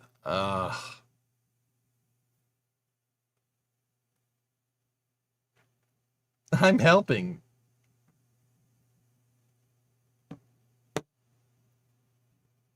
aimmode.google.com. aimmode.google.com. Starship B3 characteristic energy.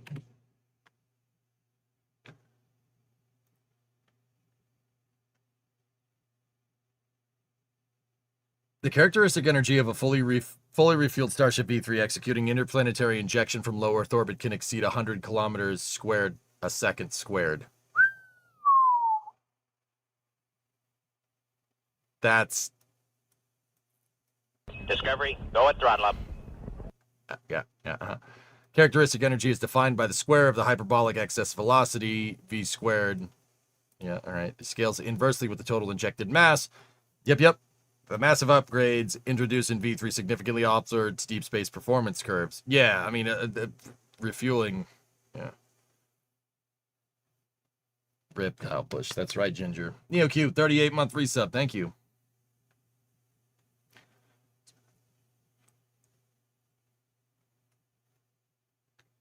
$380 seconds specific impulse. Yep.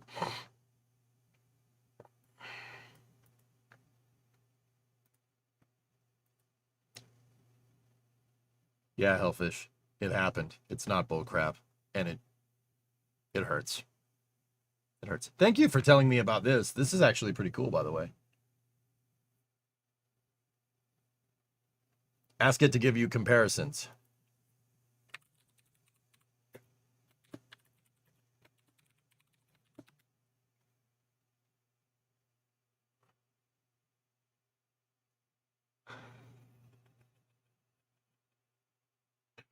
Okay, that's pretty good.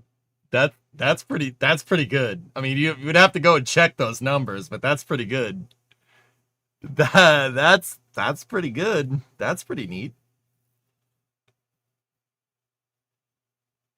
Yep.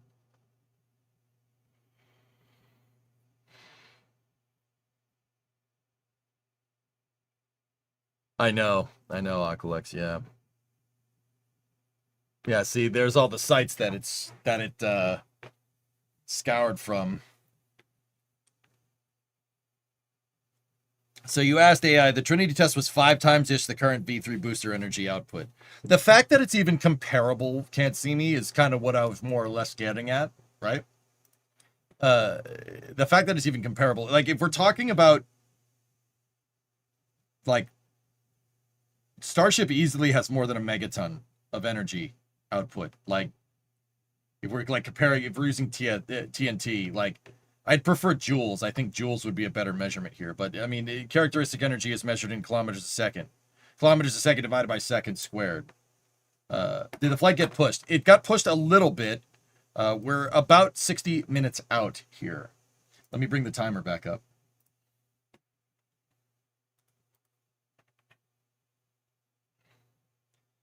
$55 megajoule per kilogram of methane. 1 stick of dynamite has 1 megajoule. Yeah, it's pretty good. You prefer EV for energy. Ew. Yeah, have fun with that. I asked you, Older Roughly, you asked Claude, it said Starship is 51.2 terajoules versus 100 for Trinity. Buffalo, and that's what I mean, dude. Starship is not as much as the Trinity explosion, but it has almost as much energy. The fact that it's even comparable is absurd. The fact that you can compare the energy output here to an atomic bomb is pretty good, man. That is Alex with a mug and his shirt. I gotta teach these boys how to do a chroma. Man.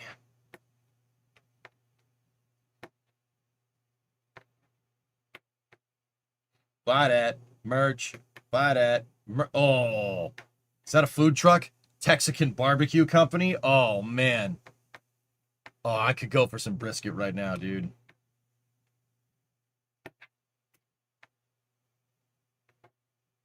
Yeah, the Older Buffalo. That's what I'm talking about, dude. I knew that I could do kind of some quick maths off the top of my head. I don't, yeah, like that was the first thing that I said. I don't think it's as powerful as the Trinity explosion, but it's almost as powerful as the Trinity explosion, which is bananas to me. Like, that's cool. Food truck.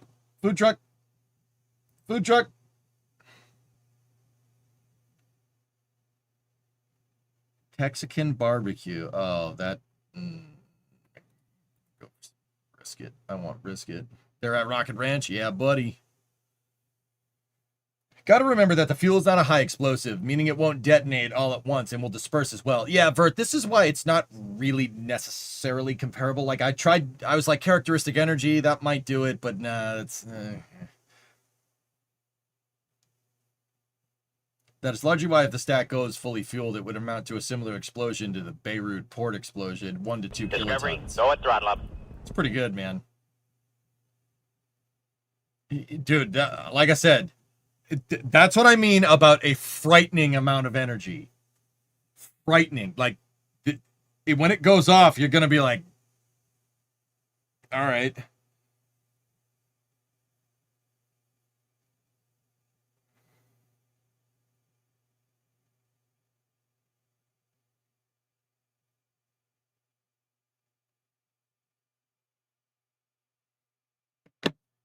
Yeah, it ain't a bottle rocket, dude. Yeah. Guys, all right. Do you see my mouse cursor down here?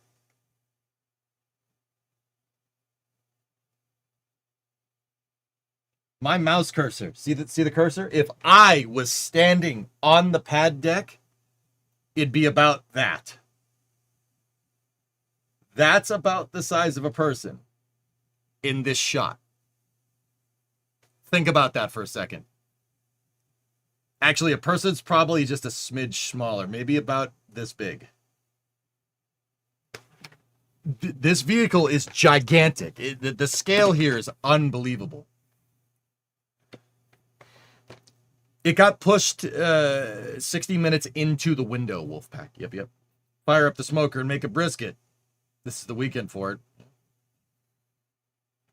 Booth hoodie. 80,800,000 newtons divided by 0.05 per newtons per fart is 1.6 billion people farting simultaneously would be the equivalent output thrust. I didn't need to know that, dude, but I know that now. So, you know, we know that now. How's the toilet work? Does the toilet work good? I don't know. Here, let me check.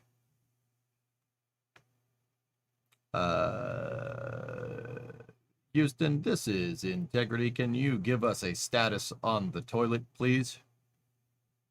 Integrity Houston, toilet is powered, waste tank purged. Thank you. Appreciate that one. Yep.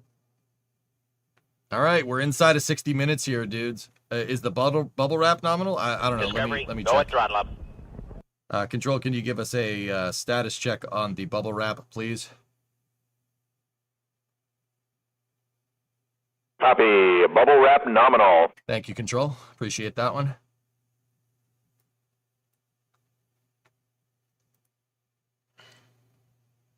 V3 is pretty good bidet when it lifts off. Yep. Heavy Metal Rain, what's up, dude? Tier 2, 76-month resub. So, Mr. EJ, we going to space, yeah? Oh, yeah. Yeah, we are going to space, mein Freund. Yeah, it should be very nice. Yeah, ooh, yummy, yummy. Sorry, Heavy Metal, for the speeding violation. I'm so used to driving on the Autobahn. This is a problem. I cannot get another ticket with mine Porsche. Sorry. All right, Deadbringer, you did the math on V2 once. Starship CH4 is 330 metric ton. Super Heavy CH4, 700 metric ton. Total CH4, 1,030. Total energy worth of CH4 is 1,030,000 kilograms times 55.5 megajoules kilogram equals 5.716 times 10 to the 17th megajoule equals 51,170 gigajoules. Energy for 1 kiloton TNT equivalent is 4.18 gigajoules, or 57,170 gigajoules divided by 4.18 gigajoules equals 13.66 kilotons of TNT. That would only apply if everything detonated all at the same time. Wow. They did the math. Thanks, Deadbringer. Brian's pointing at things.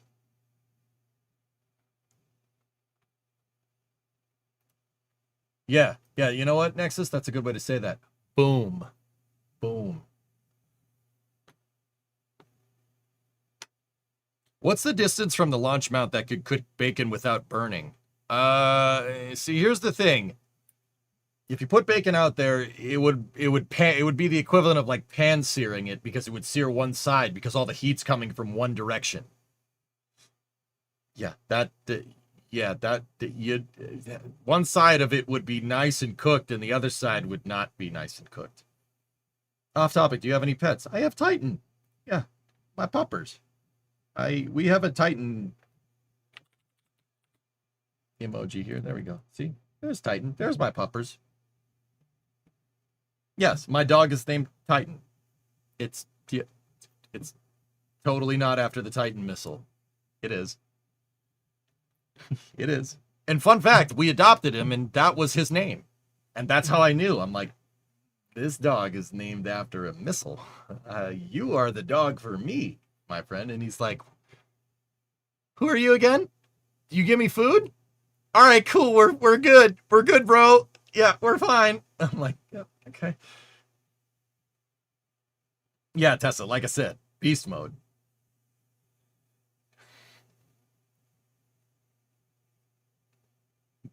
Yeah, he's like, you give me food? I'm pretty sure I wake up. He's like, Dad, do you have food? I'm like, yeah, I do. He's like, cool, can I have some of that? I'm like, yours is in the bowl, bro. He's like, yeah, but that food sucks. I'm like, I mean, I'm not going to disagree, but also eat that first. Hey, Super Allah, thank you for the raid. What's going on, man? 36 viewer raid over on Twitch. Appreciate you, dude. What do you think the odds of go are?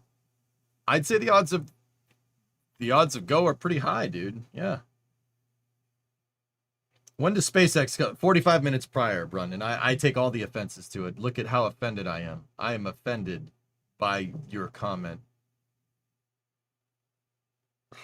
No, you don't get sad and sulky, EJ, today. We're good. We're good. You know why we're good? Look at this picture. That's why we're good. How long till the launch? We're about 55 minutes out, Tiny Tuna. Yeah, big tower vent. That's a good sign. This means they're moving propellants around, guys. They got to prime all the fuel lines in the pad, the fuel and oxidizer lines. They got to prime it in the pad, in this box over here, and in this tower right here. That's a good sign.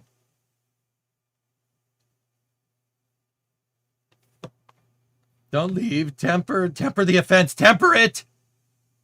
Yep.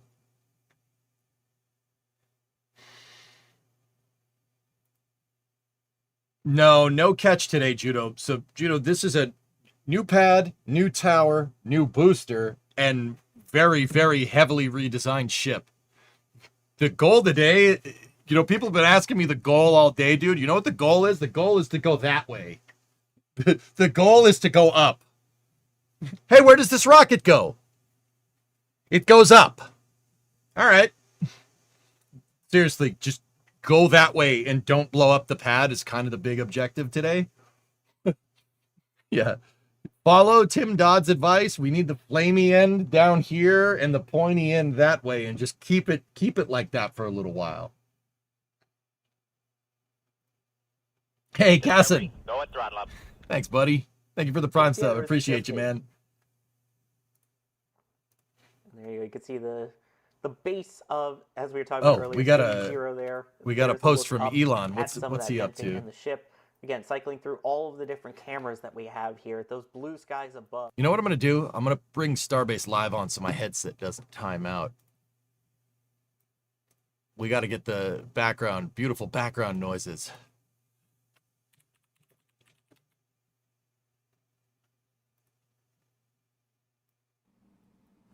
There we go. Beautiful Starbase background noises. I'd keep them on so my headset doesn't time out. So what is Elon saying? So this is a reply to Eric Berger, who's a writer for Ars Technica. What is the point? What is the context here? When Starship test flights began 3 years ago, the U.S. space industry still had a somewhat tentative view of its future. Now much of that industry is being bet on rapid, low-cost, super heavy lift. This evening test flight is really important to validate this in the future. Agreed? I should add that it is incredibly exciting to see V3 go to the pad, and that the innovation and rapid development since V1 and the first pad 3 years ago has been remarkable. For the first time, SpaceX is working with abundant resources. Wild to see. Correct?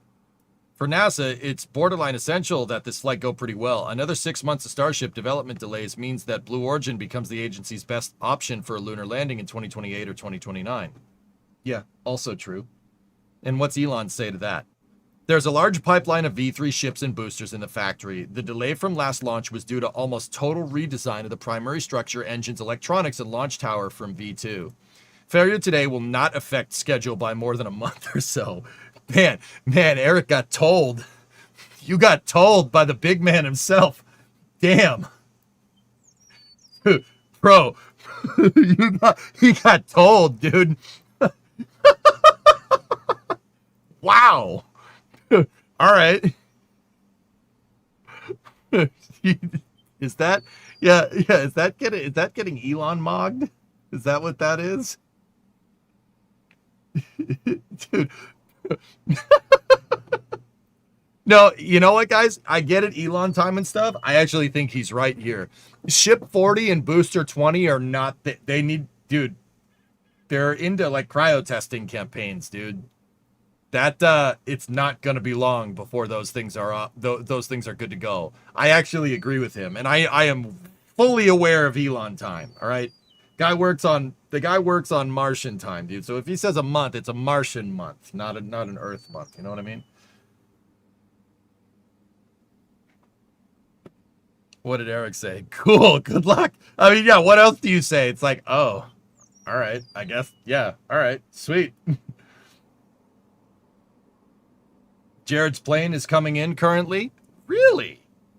All right.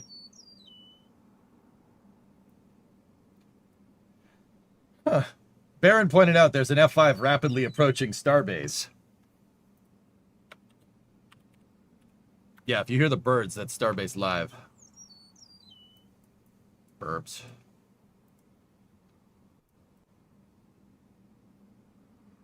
So if we look at ADS-B here, there is an F5 that's descending at speed 361 knots, altitude 9,500 feet. What's our descent rate here? 2,000 feet a minute descent rate heading towards Brownsville. Ghost 11, where is he coming from?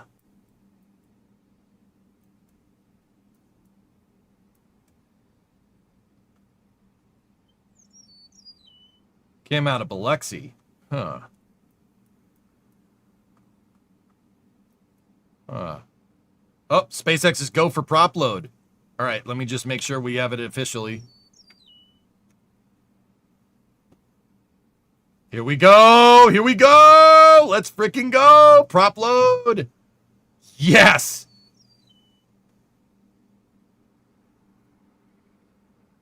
It's hot there, like Africa hot. Well, that's why we have to bless the rains.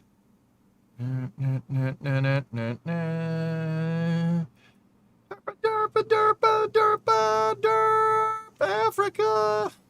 We can't sing the lyrics, someone will get mad. The F5 left KSC earlier at Gulfport for fuel. It's out of KSC. November 592 Echo Mike. Hold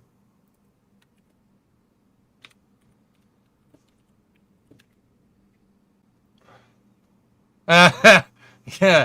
Yeah. Gee. I wonder who that could be. Gee, let me think. I'm gonna go out on a limb and say that's probably him. It's not a T-38 Arctic, it's an F5. Yeah. So Jared Isaacman, right before he became NASA administrator, actually that's him flying in this picture, by the way, that's his black helmet. The administrator of NASA bought a fleet of F5s. Yeah.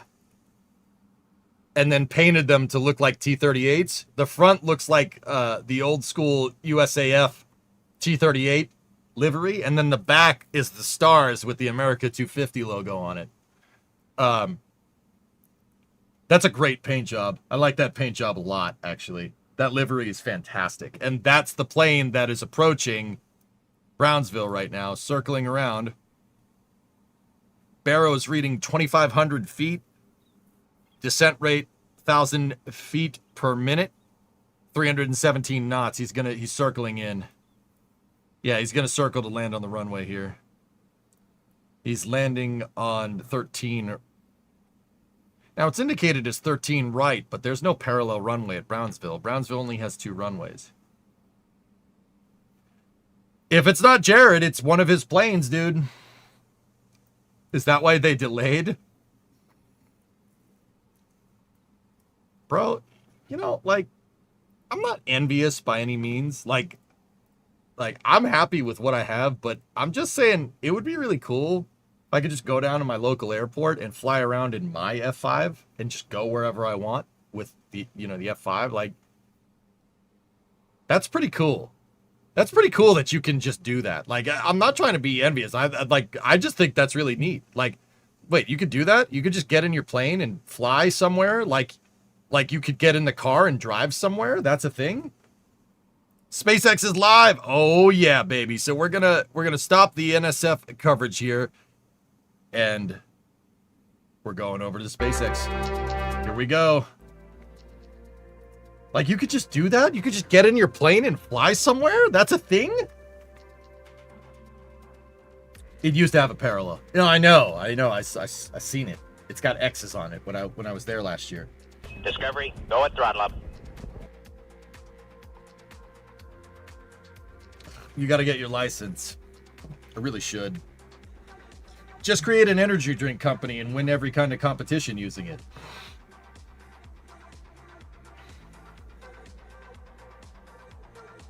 Dude, I would love to do that. Just get in a plane. Like, you could just get in a plane. Like, you could just get in a plane and fly somewhere. Dude, like, do they charge you for parking if you go to another airport? I don't know how any of that works.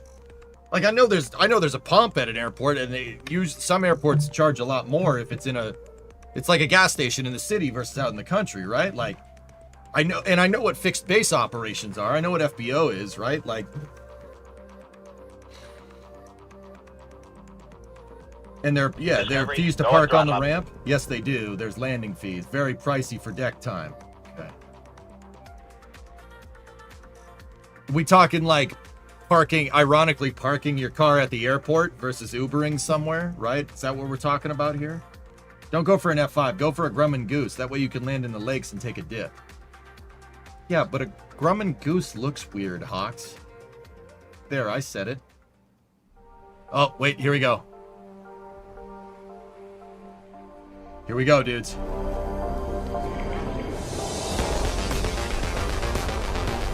Oh, I remember this will flag the YouTube VOD. We can't listen to it. It's just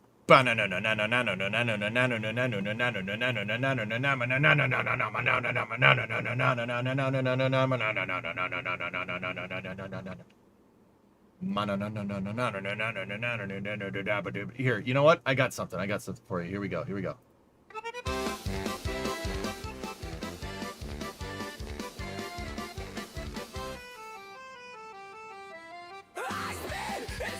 I scream to the void, a fort in the wasteland, my rage is employed, a storm in my chest, it burns and destroys.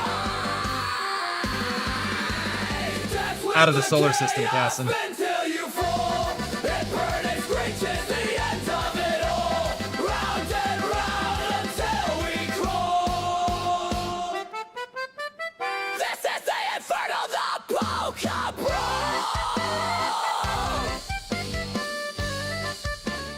Okay. Base, Texas. It's currently 5:46 p.m. Central Time, and we are just over 43 minutes away from the first flight of SpaceX's next generation vehicle, Starship version 3. It is. I'm Kate Tice, What's up, Kate? Senior Manager of Quality Systems Engineering. And I'm Jake Berkowitz, a lead propulsion engineer. And today we're coming to you live from just outside the production floor at Star Factory, where the team's preparing for Starship's 12th test flight. Yeah, it's been a few months since our last update, and in that time, the team has been working hard to completely redesign the entire rocket that you see there from the ground up. It looks so Yeah, that's good. right, Kate. That looks Starship version so 3 has good, undergone man. significant upgrades, taking everything we've learned from the previous 11 flights to make a vehicle capable of full and rapid reusability. This includes everything from a new booster, new ship, new engines, to a new launch pad, new avionics, new software, and so much more. All of that hardware is just down the road at Pad 2, a little over 1.5 miles away from Jake and myself. Dude, and that place is in gonna our be viewing shaking area when that outside rocket goes outside on the lawn, Starbase employees. So guys, if you want some reference here, the South Padre Island is right there. See that flat building there on the right? That's the Margaritaville Hotel. It's not far away. Max and I concluded that it's 6 miles away. It's really close. Oh, hey, baby. Oh. I stared at the trap ray.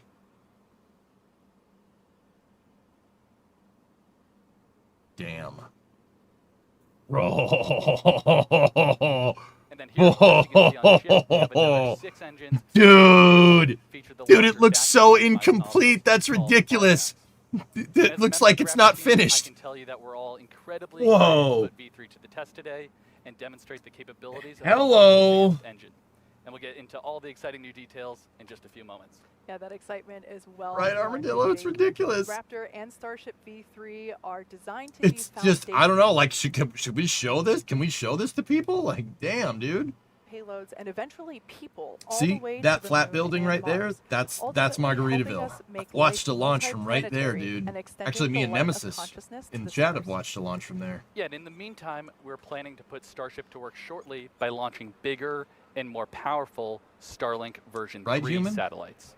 These new satellites aim to substantially increase capacity in orbit, Dude. strengthen the network, and deliver an improved experience for customers on Earth. Starship will also carry our upcoming V2 Starlink mobile satellites, which are expected to provide direct Discovery, 5G go at throttle connectivity up. from space straight to mobile phones worldwide. Yeah, DTC. Now, as a reminder for all of you watching at home, what we're doing today is a test. Like we mentioned earlier, we've redesigned the majority of this rocket and its systems. From the outside, for those of you that have tuned in before, it might look pretty familiar, but beneath the surface, it's all new. And the primary objective today is to put it all together in a real live flight environment. In order to learn, dude. we go Look to at launch. that freaking monster. Yeah, and really it's the data we're expecting to get back from today's flight that's going to bring us closer to making Starship operational and unlocking the next generation of our future in space. So no matter the outcome of today's test flight, excitement is guaranteed. My dad just texted me and he says, hope the upgrades are better than Scuderia Ferrari's upgrades. Yeah, me too, man. We have a blue sky outside. Dan! Beyond Psyched. Hello, everybody. I'm Dan Hewitt with SpaceX Communications. It's been far too long. Welcome back for another Starship launch. Damn. Things are looking good. We are counting down. We moved into our window a little bit, but we are looking good right now at this moment. Behind me, you see the flight control team. They're on console looking at the rocket, the pad, the range, the weather, everything as we count down to liftoff. We're going to be getting into prop load in just a couple of minutes, and we are counting down to a liftoff at 6:30 p.m. Central Time. Funny. The weather is great. We haven't had a blue sky all day. There you can see almost nothing but that. We were fighting some upper level winds a little bit earlier. That's why we moved into our launch window. But the great news is we are looking go for launch. Also, we're monitoring the range, so air and sea space out in the Gulf and also in the Indian Ocean on the other side of the world, not tracking any issues there. I think Now, he's there, yeah. I'm pretty today's sure he is. countdown functionally going to look pretty similar to most people. There's a couple of differences in timing for some of those major milestones, like when we start loading propellant, when the diverter turns on and the water's flowing, when the engines start up. But otherwise, other than that, all of the hardware brand new. New booster, new ship, new engines, new pad. Let's nerd out. Let's dive right into it. So there it is on the pad. Say hello to Starship version 3. As Kate noted, some of the outside might look familiar, but we've made extensive upgrades across every single system. Start with the big picture because Starship still very, very big. Just over 407 feet tall, fully stacked, a little bit taller than version 2. With that extra stretch, we can carry even more propellant, but big rocket. The bottom half is our super heavy booster, and there are some pretty visible structural changes on the outside. Prop We'll load jump should be in. about 3 You've got minutes out, version guys. 3 on the left there, version 2 on the right. At the very top, we've changed from a one-time use hot stage adapter that used to pop off to one that's fully integrated for reusability. And Starship's Raptors are actually going to be igniting directly on top of the booster's fuel tank. The fuel tank pressure itself and then a non-structural layer of steel, it's what's protecting the top of that booster when we do hot stage separation. Moving down a little bit, we went from 4 grid fins to 3. We made them 50% bigger and higher strength. Just a reminder, that's what booster is using to kind of steer itself as it's flying back. 50% more grid fin. That's 50% more grid fin per grid fin. That's almost 3 grid fins. Points now on those grid fin structures. Moving inside the rocket, we redesigned the fuel transfer tube. This is the really big tube inside the rocket that's moving all of that liquid methane down to the Super Heavy's 33 Raptor engines. It's going to help us flip faster, and we can now start up all of the engines simultaneously. This thing is big. It's about the size of a Falcon 9 first stage, which gives us the fun realization that we kind of put a rocket inside of our rocket. Oh, I love that The very render. I bottom love of the it, dude. booster The looks transfer tube is very as big as different. Falcon We've got those 9's new first Raptor stage. 3 engines that enabled us to delete the bulky heat shields, the engine shrouds that we had on the previous generation, and then She's a all of the monster. propulsion, Thing is avionics no hardware joke, for dude. those engines are super tightly integrated now and protected by much slimmer shielding. Move on up, second stage. This version of Starship is designed to carry massive orbital payloads. We're talking up to 100 metric tons to Earth orbit, the Moon, and Mars. The biggest changes are pretty much all under the hood. We gave the propulsion system a clean sheet redesign, increased the propellant tank volume, and improved our reaction control system, our steering while we're on orbit. When we X-ray inside, the PEZ dispenser is now supercharged, a little bit of turbo, and that's going to allow us to increase the deploy speed for each of those satellites. Wait a minute, is it supercharged or turbocharged, Dan? This is important. But eventually we're going to launch with up to Or 60 both. of those Starlink V3 satellites. Just below that, just below the payload bay and also down in the aft part of the ship, we've added new docking ports. That's going to enable us to link up in orbit between cool. two Sounds good. Starships, do propellant transfer.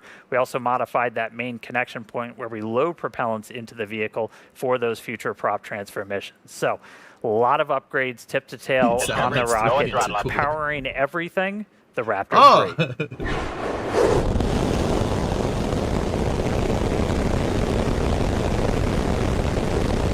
There they are, ripping in real time. These engines manufactured in Hawthorne, California, tested at our site up in McGregor. We redesigned their entire ignition system. We bumped up the thrust, so putting out more force, went from 230 to 250 tons force on those sea-level engines, 258 all the way up to 275 on the vacuum-optimized one.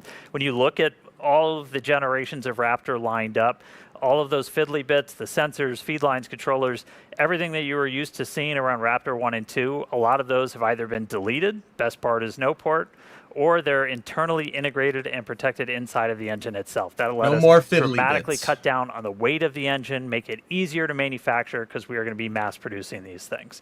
Now, we make these Raptors in Hawthorne. There's our Hawthorne manufacturing team getting ready to see their engines fly in space for the very first time. Huge shout out to you guys. You're all wizards. Appreciate you getting us some vehicles on the pad today. But incredible amount of effort. World's best engineering team works here at SpaceX. Get this rocket to that pad ready to launch. And we've been trying to follow more of it and document some of it. And if you haven't seen it, check out our new docu-series, Starship.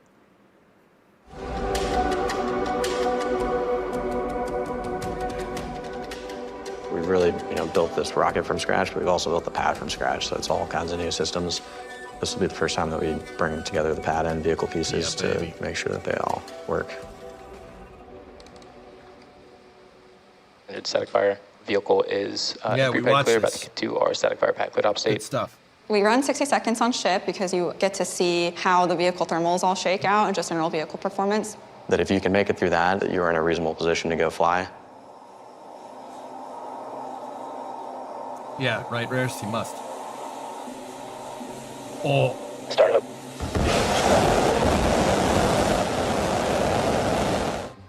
That's good. We like that.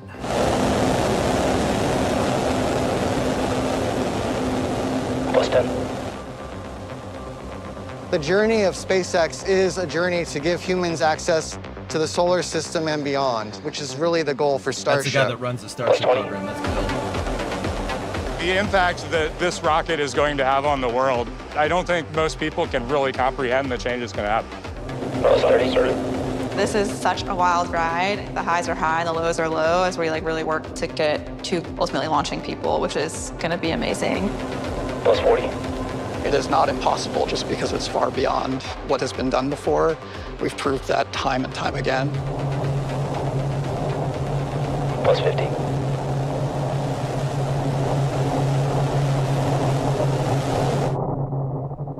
Full duration. Oh man, like Dan said, we've got the world's best engineering team, and I love this docu-series because it's allowing us to get a peek behind the curtains. Yeah, the full thing is 25 minutes long, and I think I've watched it 4 or 5 times already. That's how good it is. Same. But yeah, so just as the team has been working hard on a brand new rocket, we've also redesigned the ground systems. The brand new Pad 2, that you can see on your screen here is making its big debut today. We took everything we learned from operating on Pad 1 to create this totally new launch pad. Pad 2 is optimized for full and rapid reusability. We've upgraded our propellant farm with much more storage and more pumps to enable super fast filling for launch and relaunch. On the tower, we changed to shorter chopsticks, which enable even faster motion to better track vehicles flying in for catch.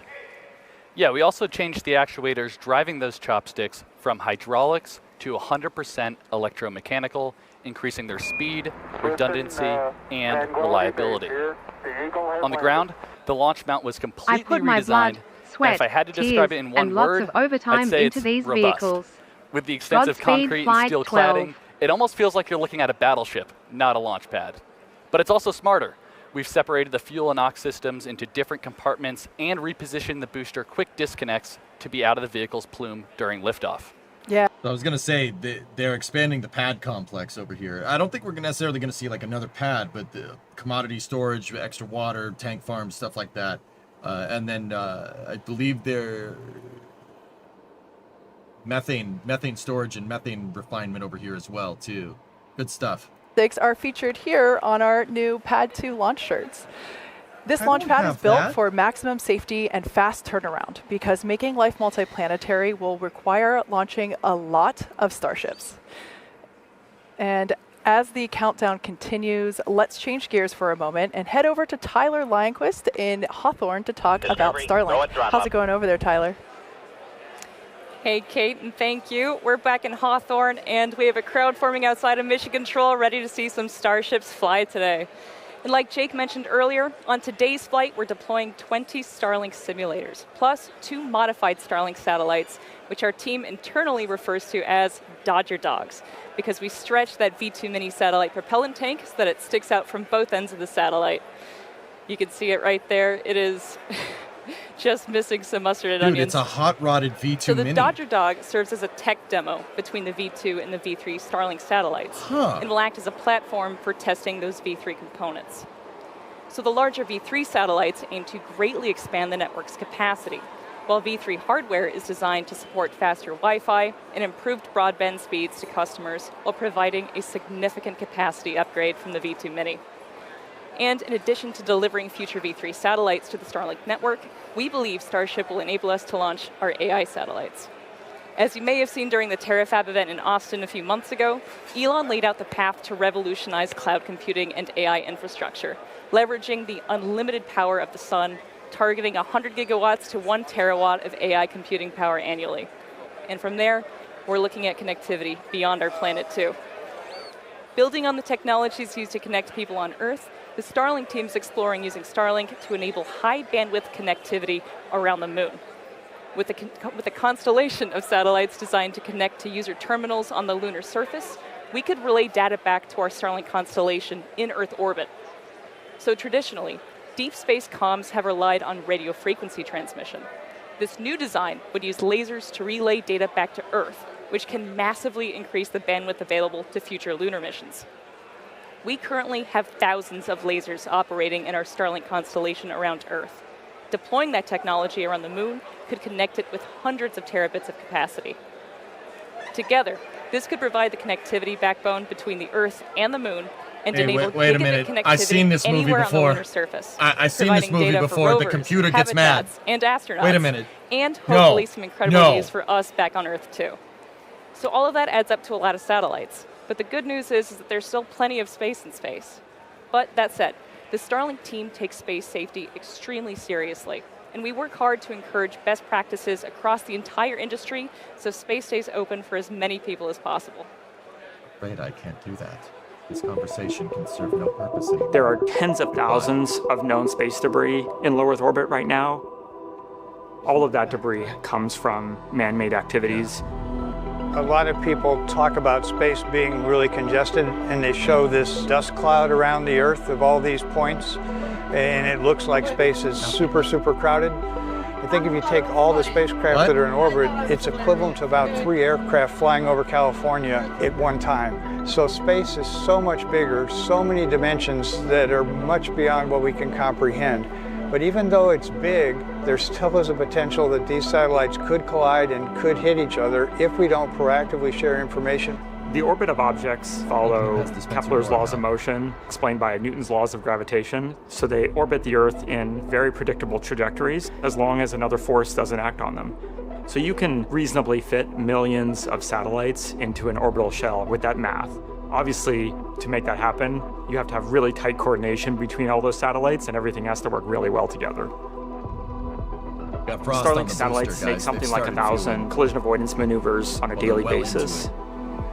We predict that a close approach will occur between another satellite or a piece of space debris. We use the thruster of the satellite to make a maneuver and keep away from the trajectory of that object and reduce the probability of collision to effectively zero. Because most of the actual collision risk comes from the surface area of the solar panels, we lower the solar panels to reduce the cross-section in the plane of the close approach to further reduce risk. On Starlink, I'm also excited to talk about a program we call Stargaze. Cameras on the satellites looking up into space, measuring the star field. You can imagine 10,000 satellites staring up into space and detecting all the objects in low Earth orbit. You effectively almost have a real-time view of what's happening in the low Earth orbit environment. So we began detecting objects and fitting orbits to those objects, and currently we're tracking about 50% of the objects with perigees below 600 kilometers. No, Christopher. This project has opened our eyes a bit to the activities that are occurring in space that are not being published. So we have many examples in Starlink satellite footage where an object came within tens of meters of a Starlink satellite, yet this was not predicted. This is extremely concerning because this type of incident could have resulted in a collision. What's up, HTML? Thanks for the prime sub, dude. Last year, we flew 165 missions to space. As an industry leader, we would like to create a community where all industry providers share data back and forth. They tell us where their spacecraft are. They track their spacecraft as soon as they're deployed. They make them available to others so we know where everyone is. You know, there's some thought that if I keep my satellite position confidential and I don't share that with anyone, no one will know where my satellite is. Well, I think that's really fictitious. So we at SpaceX, we've taken the opposite approach. We've published all our data, we put all our ephemeris data out, we show where our satellites are, we show where we're maneuvering, and I think we're now showing the industry that there is no competitive advantage by not sharing your data. We're demonstrating to the outside world what good practices are. We as an industry have a tremendous obligation at this time, at this formative state, to actually communicate with each other, share best practices, and be good stewards amongst each other. It'll make us better as an industry. It'll give us an industry of the future that will continue to grow, continue to innovate, and help every company to grow and generate revenue. Dude. To maintain safety in low Earth orbit, it's incredibly important that we work together as satellite operators and are very transparent in the activities that we are conducting. I think that an irresponsible satellite operator is one who either doesn't know where their spacecraft is or where it's going to go, or isn't broadcasting that to the world. Space is big, but operators are not always predictable. We want to enable other missions, the Moon and Mars and interplanetary exploration. So ensuring that activities like that can persist for the duration of humanity is incredibly important. You know, fundamentally, I think the message to operators is to be transparent about what you're doing in space, you know, transparent about where your satellite is and where it's going, and make sure you have the tools to ensure that that information is accurate all the time. Cool.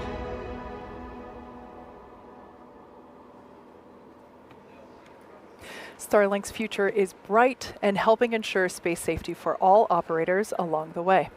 Now let's take a look into the flight profile for today's test. We got Frost on the first and second stage.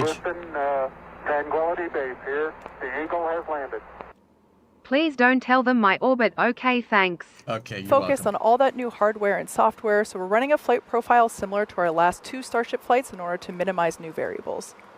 Yeah, and we'll start with liftoff, where Super Heavy ignites 33 brand new Raptor 3 engines. We power through ascent ahead of hot stage separation. Booster shuts down all but 5 sustainer engines. Stage 2 lights its Raptor engines while still attached to Super Heavy. We get to see stage separation debuting the integrated hot stage. Directional booster flip, engine relight, and boost back using 33 engines. And after coasting for a few minutes, the booster today will target a landing burn and soft splashdown a few miles off the coast from Starbase. Yeah, Ship does a bunch of fun things like deploying 20 Starlink simulator satellites, 2 of them Dodger Dogs as we affectionately affectionately call them. Single engine Raptor relay, and then re-entry. Everybody's favorite part, lots of fun Technicolor colors that will be brought to us by Starlink. And if all of that goes as planned, we will finish the test with a flip, a landing burn, and a soft splashdown in the Indian Ocean. And actually, in just a few moments, thanks to Starlink, we'll be going live to the Indian Ocean and chatting with the ship recovery team stationed out there. I'm so excited for that. That's going to be awesome. So cool. But sit tight, 'cause, first we're going to go to Dan for a quick status check. Yeah, thanks, guys. Everything's still looking good. We are not tracking any issues technically on the vehicle or on the pad. Range status continues to be good. Why would you have a recovery team? The range out here in the Gulf and out in the Indian Ocean. As you can see, we have started our propellant load. That happened at about 36 minutes before T0. We're loading about 20% faster on pad 2 than we did on pad 1. Our flight director, Ty Huntington's back in the chair again. He was there for Starship's first flight test and 11 back for V3. He did that final go, no go at about T-minus 1 hour. We do start loading on ship first. That happened at about T-minus 37. Booster follows about 1 minute later, starting with its liquid oxygen and then its liquid methane. What and is then ship this? fuel's the last one to kick Oh off my about goodness. T-minus 35. We're going to continue loading all of this propellant on board until about 3 minutes right before launch, 3 minutes 20 on ship, 2 minutes 50 on the booster. So we go pretty much right down to the wire. But as of this moment, still looking good. T0 set for 6:30 p.m. Central Time. Continuing to load prop, continuing to count down. All right. If you've been following along with these launches, you know we've been sending these suborbital and they splash down in the Indian Ocean. How the heck do we see some of that? Well, we have our recovery team, our Starship recovery team, and one of their primary jobs is to get those re-entry views and a whole lot more. We're going to take them now. We're joining them out in the Indian Ocean. We've got Suren Sinai standing by, taking a moment from the recovery ops. He might be frozen. Let me know if you can hear me, Suren. How's everything looking out there in the ocean? Dan, I can hear you loud and clear. We're sitting in about 8-foot waves, but it's looking like a clear day, ready for a ship to come on through. All right, man. How many of these have you done? And walk us through. What's the recovery team's primary job out there? I've done 6 and now 7 of these missions, and with every mission we've seen it evolve, and but our primary goal has always been to clear the range. So just like we do over in the Gulf, the same kind of happens here. We send 1 to 2 boats out and we make sure there's nothing in the area so the rocket is clear to land. And then once we can guarantee that and have the rocket leave the pad, then we can proceed to imagery collection. So we have Oh, come on. Don't do them like that. All right. We'll see if we can get him back. But they're out there in the Indian Ocean. I think everyone's familiar. They've got the buoy cams. They've got the drones that are going to be going up. So we're going to be cutting back to them live once they get. They've been doing some practice stuff.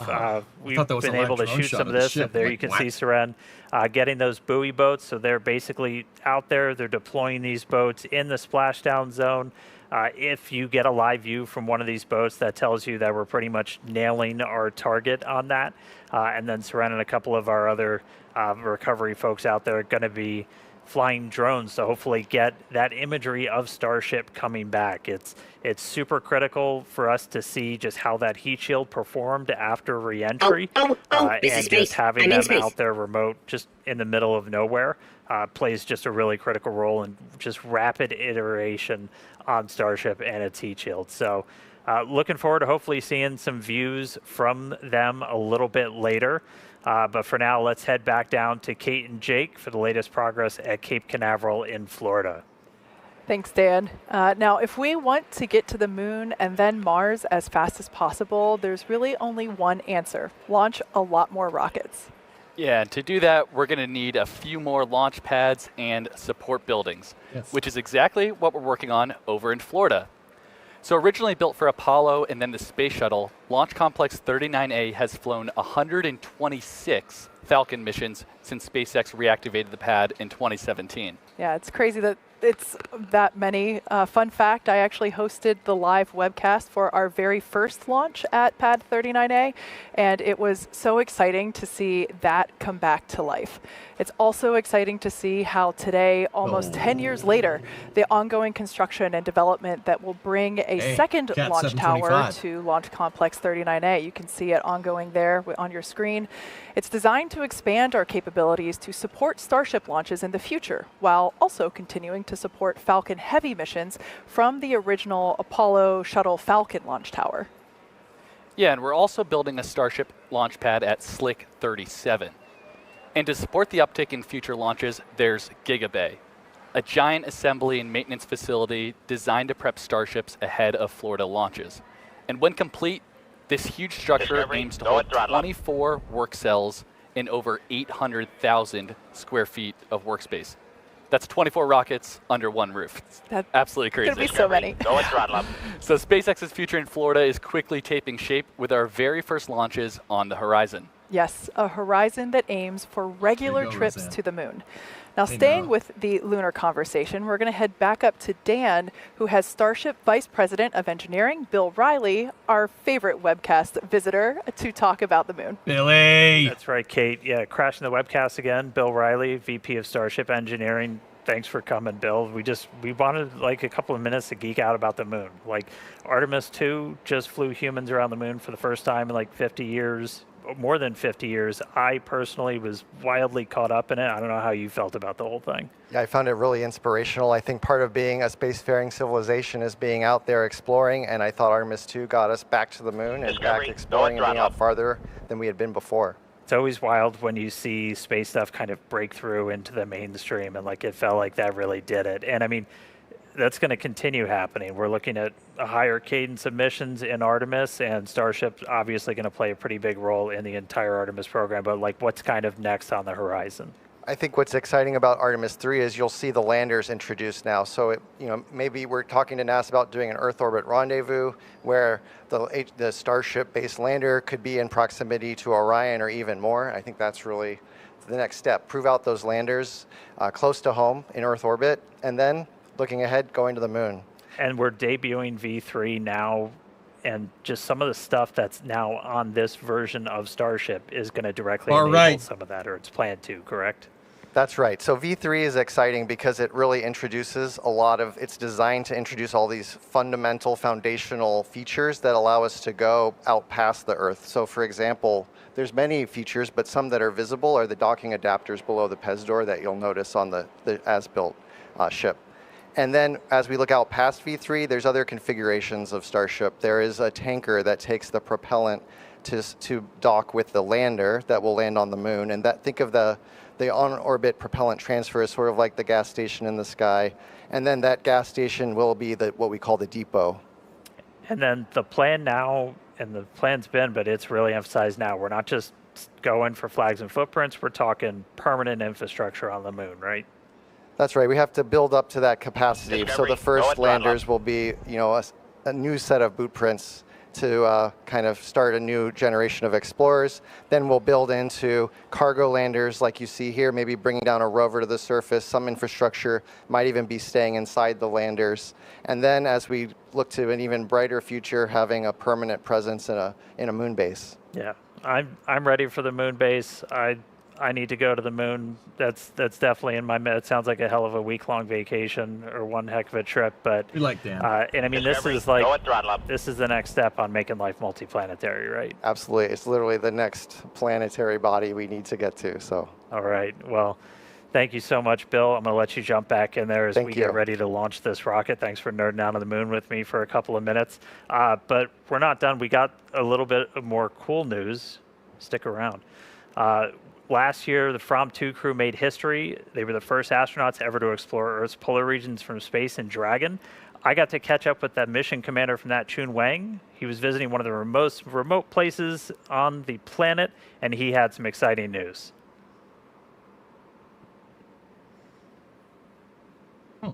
Awesome to talk to you. Start me off. Where the heck are you right now? Thank you for joining me to Fui Island. And this isolated island in the South Atlantic. it's arguably the most remote island in the world. It looks super isolated. You're only there with a couple of people. Kind of feels like a space mission to me. So let's just jump right in. You are going to be on the first interplanetary mission on a Starship. So it's going to be a flyby mission of Mars.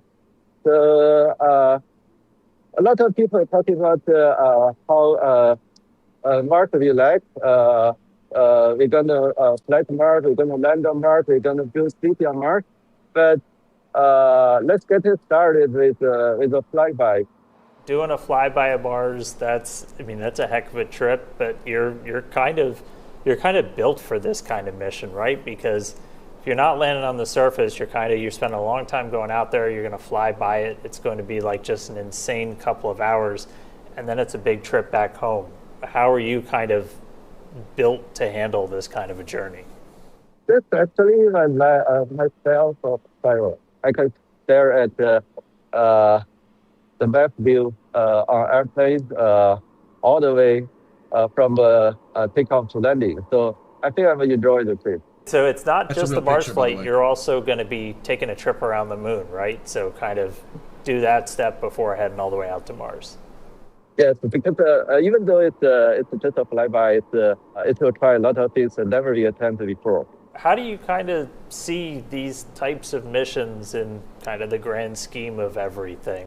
It will light the fire. It will ignite imagination, and it will build the momentum. After we come back from Mars, you'll have an opportunity to take some real photos of Mars. Mars will no longer become a distant place. It will become reality. Well, Chun, thanks for calling in from the other side of the planet. Super cool location, super cool to talk to you, and exciting. You're going to get on Starship. You're going to go around the moon and then do the first flyby of Mars. It's insanely exciting stuff. Yeah, looking forward to that. Oh man, fireworks indeed. Just incredible to be one of the first humans to become an interplanetary traveler while also joining Starship's first mission to fly past the moon. Yeah, Chun is certainly a one-of-a-kind explorer. And it's even more exciting to know everyone can join a future Starship mission. Yeah. If what you just heard excites you, challenges you, inspires you, we'd like to hear from you. Come join our team. Be one of the people walking past us out to the lawn to watch the world's best rocket launch. Help shape the literal future of humanity. Now, we need the best and the brightest, and we need you right now. Yeah, and we have tons of openings all across the company where we're looking for talented engineers and technicians at all of our sites, including McGregor, Texas, where we test every single one of these Raptor V3 engines behind us. Bastrop, Texas, where we build and assemble Starlink user terminals. We also need help up in Redmond, Washington. That's Starlink's global headquarters, where, among other things, we manufacture Starlink satellites. If you like the fall weather, that might be the place for you. And as you've seen throughout today's show, there is a tremendous amount of activity happening right here at Starbase, Texas. Here and everywhere, it's all part of the incredible opportunity that we have to build the future of humanity.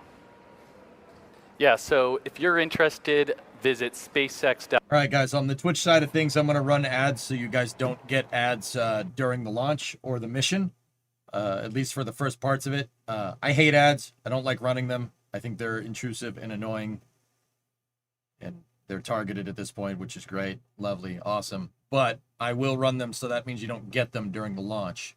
So I'm going to run them on the Twitch side of things. On YouTube, I don't have any control. Hopefully ads already ran. But anyway, be right back 1 second.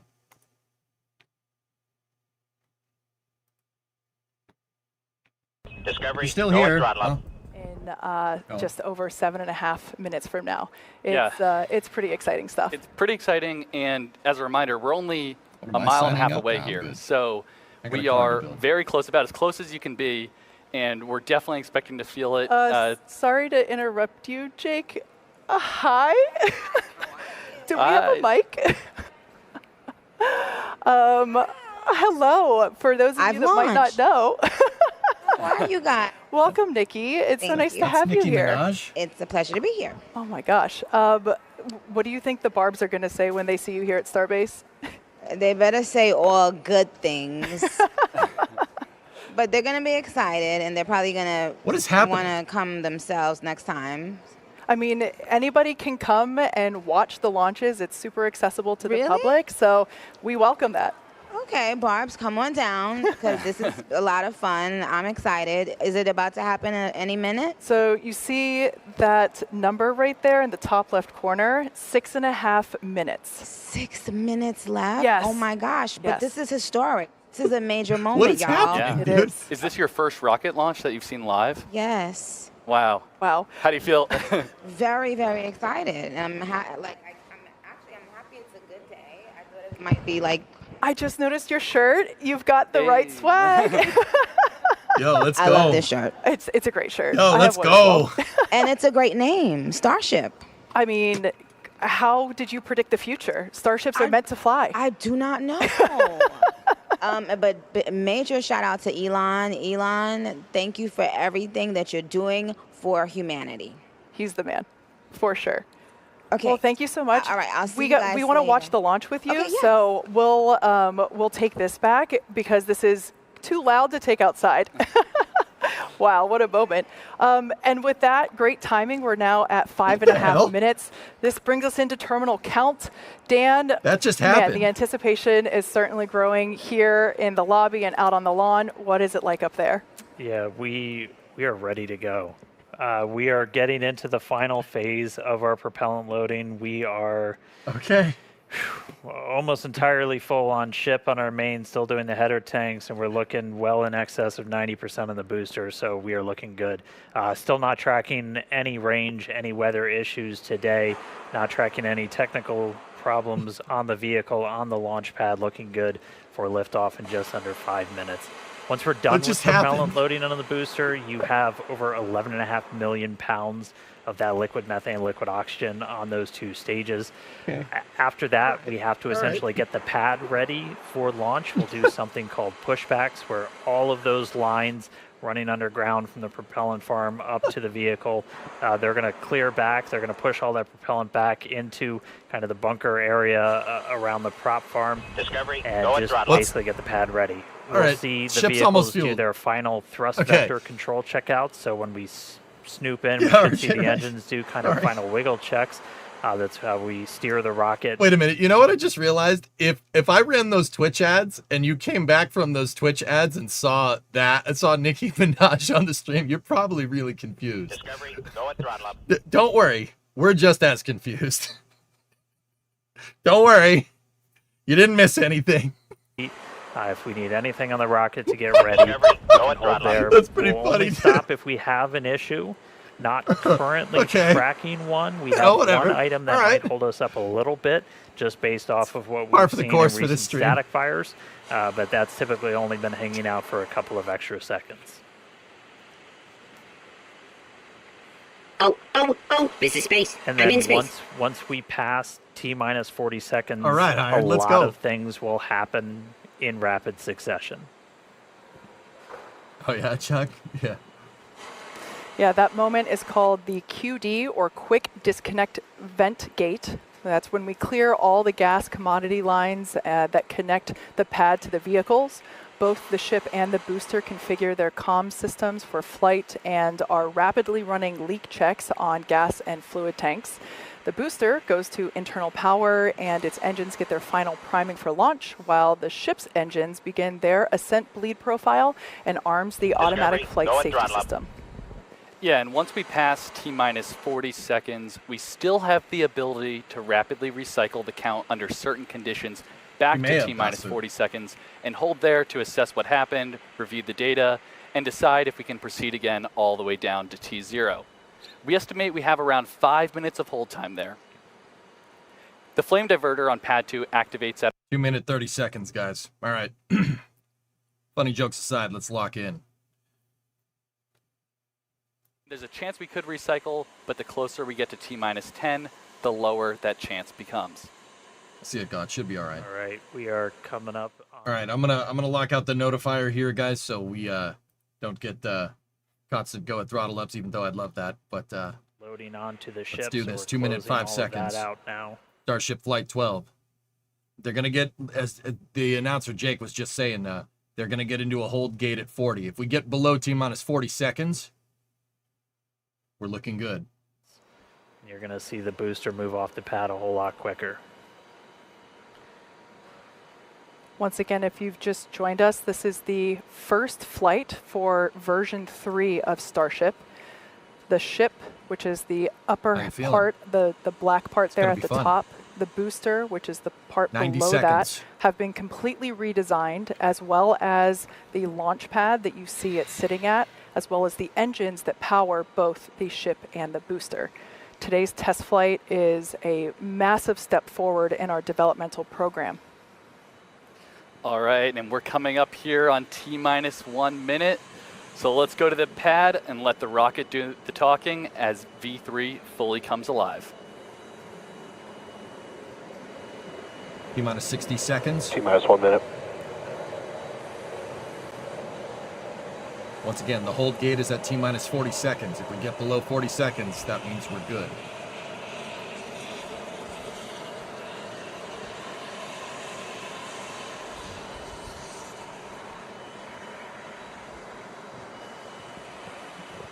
They're at the hold gate, so they stop for a second. All right, so we did hit the hold at T-minus 40. Again, this is something that is built into the timeline.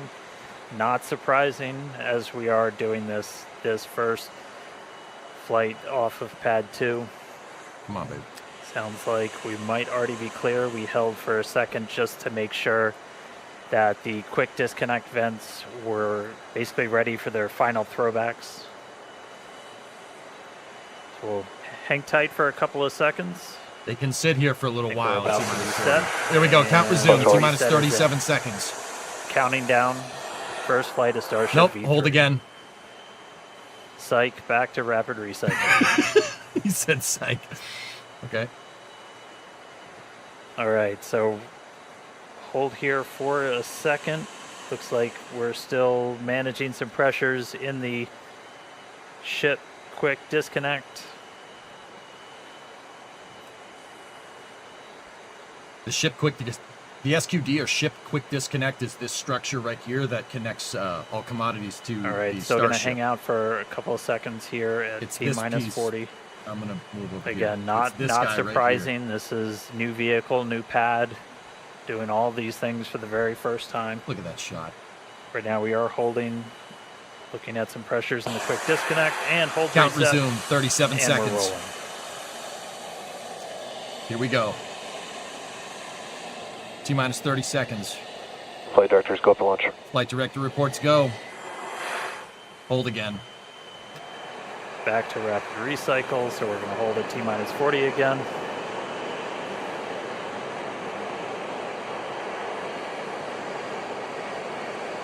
This is fine. Hang tight for a second. We'll see what tripped this last one. As a reminder, we can hang out for quite a few minutes at T-minus 40 if we need the extra time.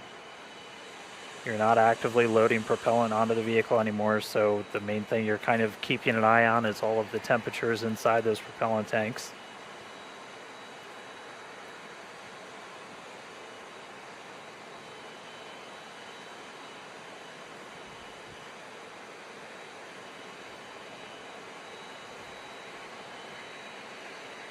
As Dan was saying, guys, they can sit here for a little while. I'm gonna go back over to that side of the screen. I like it over here. It's more comfortable.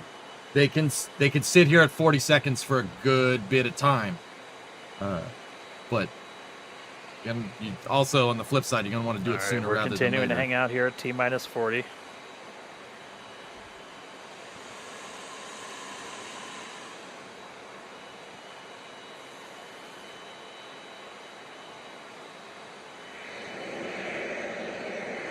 Team's taking a look right now at our diverter, so that water diverter underneath the system did trip a hold, but that basically just gives the team the chance to look at it, see if it's something that we need to troubleshoot in data or if it's something that we can clear this hold.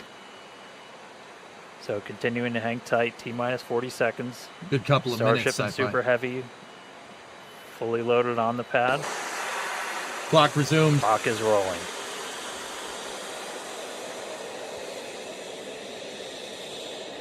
T-minus 30 seconds. US 30, flight directors go for launch. Flight director reports go. There's a ground gas closeout on the quick disconnect, mid left of the stack. That's good. Nope, never mind. Hold again. Kick back to rapid recycle again. Again, just a reminder, said it before, new pad, new rocket, learning new things about this hardware, performing in the flight environment. Anytime you're getting holds inside of the 40-second hold gate, guys, is equipment Taking a look at some on of the sensors on the equipment on the vehicle that's tripping a hold automatically. Manages the quick disconnect to the ship. So it's not like someone's hitting the no, stop, no, go, no, stop button. It's there are sensors on the vehicle and there's computers controlling those sensors, and if the computer sees something on the sensors that they don't like, it's going to flag the hold and it's going to move them back to 40. And as Dan is saying, the teams are going to look, and they're going to try and figure out what's wrong, figure out if it's something that they can get around, something that you could be like, okay, that should be fine. Unlimited time to pause at T-minus 40. We're keeping an eye on the propellant temperatures inside the vehicles. So we've got probably about 3 minutes or so left of hold time.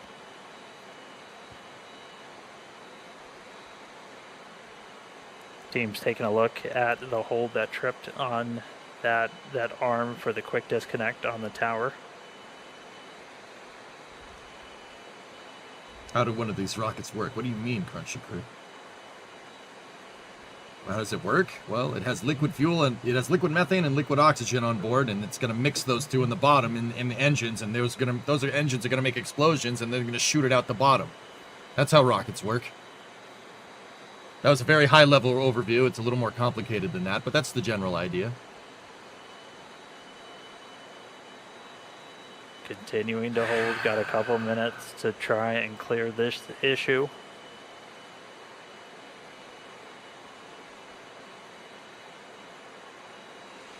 I know, Farm, I know what you mean.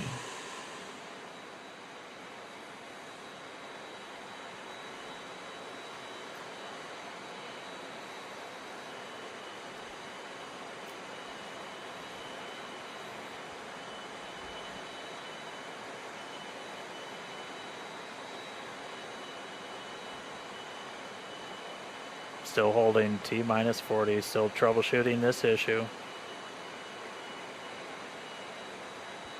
Probably got about a minute or a minute and a half left of hold time.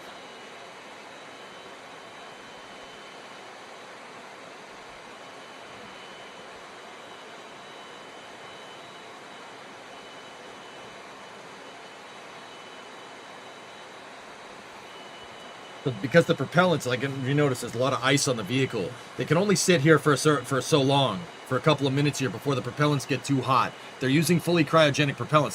The vehicle is not painted white. That's ice that's accumulating on the vehicle because they're using liquid methane and liquid oxygen. So see all the ice that's forming? It can only sit there in the sun for so long before the propellants will start. They'll start evaporating. Flight control team confirmed, still working through the issue. Still have a short amount of hold time still remaining.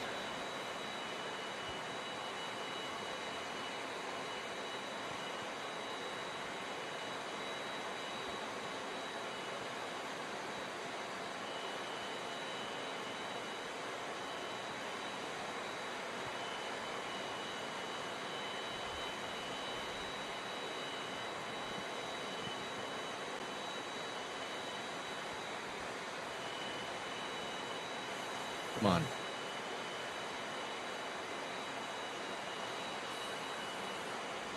Come on. Still holding T-minus 40. Dan.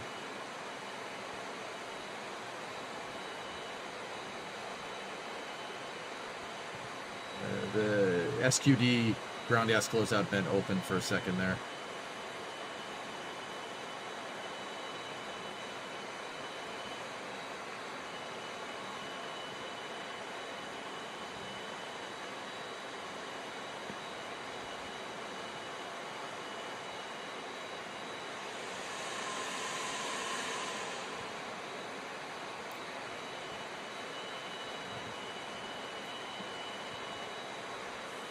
Come on. I want to believe. All right, still continuing to hold here at T minus 40.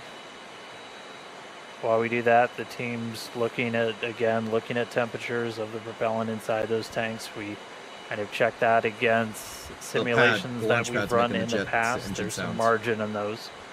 We're still holding, no decision yet. Huh.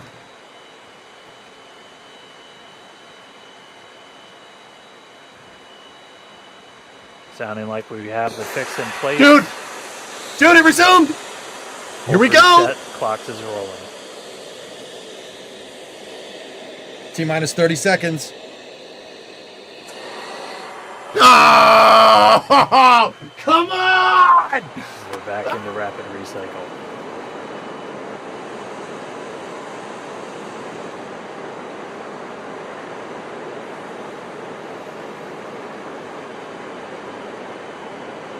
All right, we're back at our T minus 40 hold. Standing by to see what tripped us this time.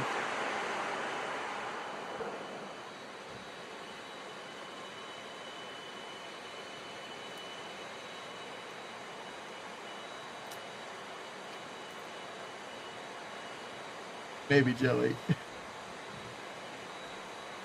This is ridiculous, man. You know, they say you got to be patient to do this, but this is ridiculous. All right, it is sounding like we are not going to be able to clear this issue in time today, so we are going to be standing down from a launch.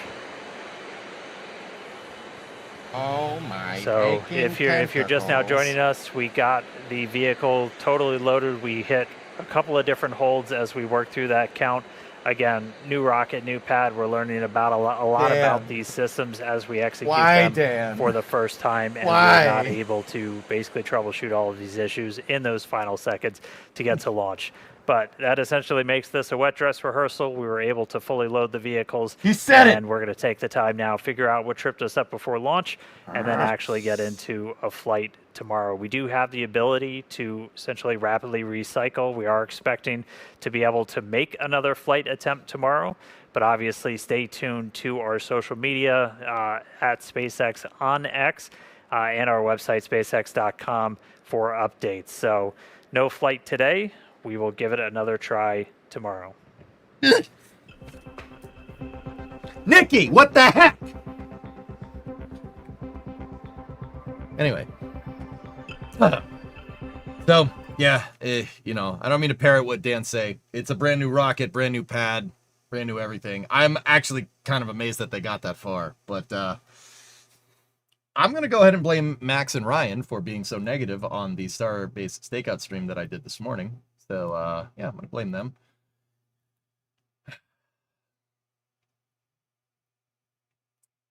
Yeah. That's this business, guys. Sometimes it goes, sometimes it doesn't. That's just how it rolls. Oh, boy.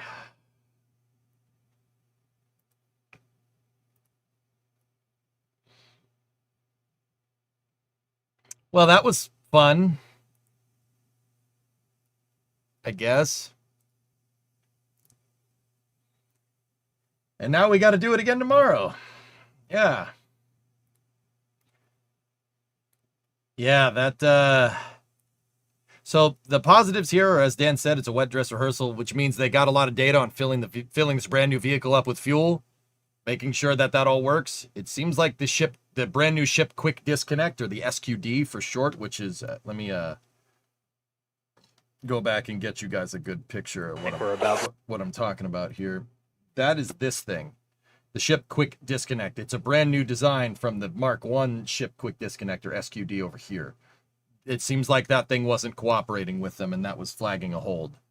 But, you know, I'm sure they'll get it right. They can recycle the vehicle very quickly. It's just, yeah, with a test vehicle, test flight, you get stuff like this, and it kind of sucks. But, what are you going to do? What are you going to do? What are you going to do?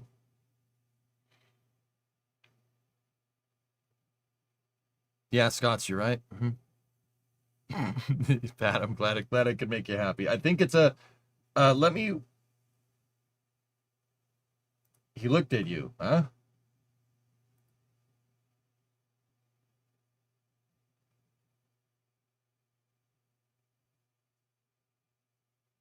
Oh, he did. wait a minute. Wait a minute. Wait a minute, Ivan. What is this? Hold on a second here. No, wait just a second. Wait, that's not the clip. This is what we want right here.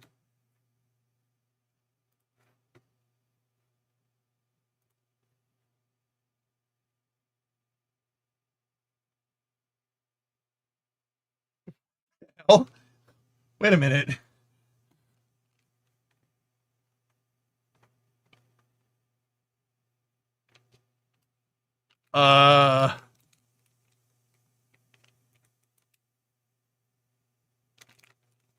That's weird.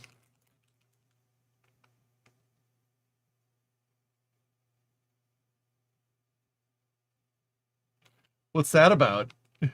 How did you... That was awfully... That...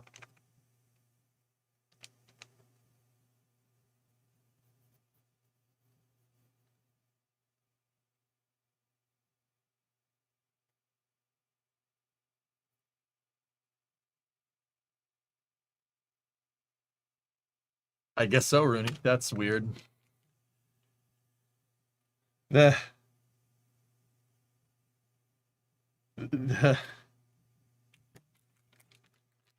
All right. Well, let's about to reset. Hold on. Sorry about that. Let's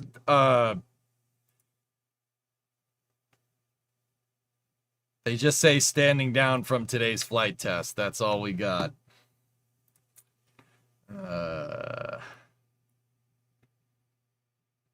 Dan did quite deliberately look down into his right there.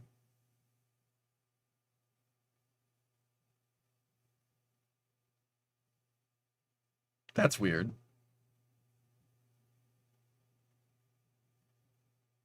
All right. You know what? I'm not going to think too much about that. But also, yeah, standing down from today's attempt, which sucks. But yeah, there you go, Ultimator. Yeah. Dan looks down there frequently during his stream. He has monitors there. Well, why don't you just ruin it? Why don't you just ruin the joke, Matt Strat? 24 hours. If I had that answer for you, I would have answered when you asked before. Now get out from behind there. You're ruining the paint. You're ruining my joke. You're never helping Max or Ryan again. Yeah, exactly. That was a joke. It's all right. Whatever. One more stakeout. Yeah. We're actually T-minus 10 days away from launch, and they only pushed it 24 hours. No attempt was today. Yeah, there was no attempt. There was a wet dress rehearsal, right? Yep.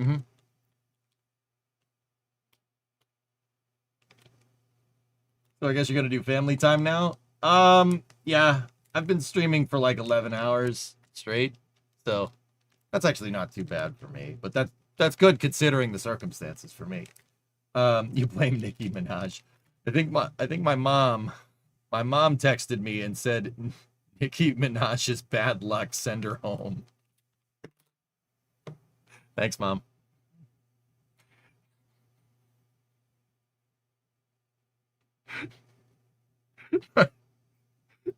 Damn. My mom's savage. Jeez.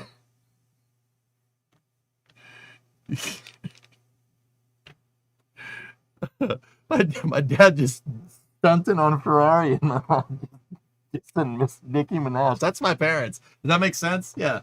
That's my parents saying that. It's pretty good. Oh, jeez. Mom speaketh the truth. In all seriousness, I don't have any problem with Nicki Minaj being there. I really don't, guys. I don't care. That's cool. It's just, I was like, wait, you're into this? All right. That's cool. You got a Starship shirt on. You're there. That's pretty neat. Sweet, dude. You know, like, yeah, Kagakura, yeah. You do win the cool parents contest. my parents are pretty good. They're pretty cool. Oh, boy. Just those two things from your parents explain so much about you. What does that mean? I hope that is in good context. Jeez. All right. She said that was her first rocket launch viewing. Hey, man. All right. Look, you don't pick and choose when you're a spaceflight fan. All right. We need all the public relevancy we can get. All right. So if I have a feeling that NSF wants me to do another stakeout stream. So if that's the case, I'm probably going to we're probably going to call it here, dudes. This was fun, but look, SpaceX didn't say when they're going to go again, so I don't really have a good answer for you. So we got another. My dad says, well, so much for the upgrades.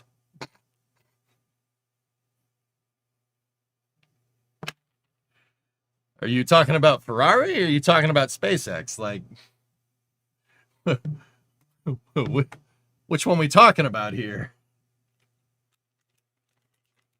Don't say both. Please don't say both. Yes. Oh. Okay. All right. Oh, you got another message. Both. Yep. All right. Okay. Oh, boy. Let's see if there's anything from Elon here. Let's take a look. Listen, Tranquility Base here. The Eagle has landed. What happened to Anakin when he tried to buy his way onto the Jedi Council? His MasterCard was declined. I'm really annoyed that I enabled the alerter again. But, you know.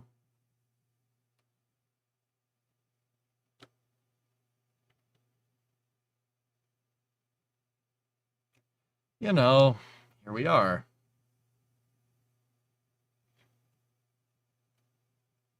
I don't see anything from Elon here. Nothing from SpaceX. Guys, Elon tweeted the reason for the stand down. Did he now? Was it a reply to somebody? Oh, there we go. The hydraulic pin holding the tower arm in place did not retract. If that can be fixed tonight, there will be another launch attempt tomorrow at 5:30 Central. Okay. Yeah, like I said, based off of what Dan was saying and what we were hearing from him, the ship quick disconnect arm was not doing too well.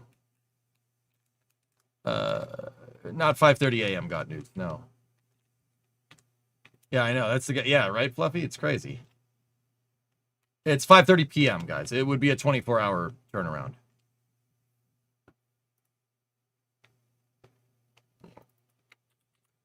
And now we got a post from my buddy Jack.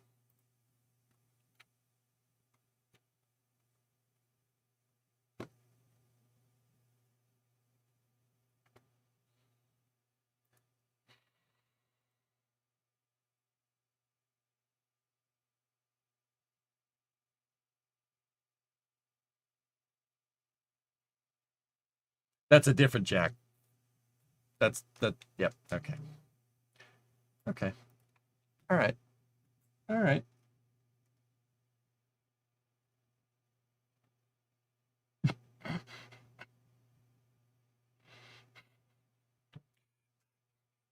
Okay. All right. Well, hey, you know, they're going to try again, but I want to say a quick thing. During the stream, I had Remo go out and grab these because we need to have a couple peanut M&Ms for Kyle Busch, man. Got to have a couple peanut M&Ms for the man. For the man.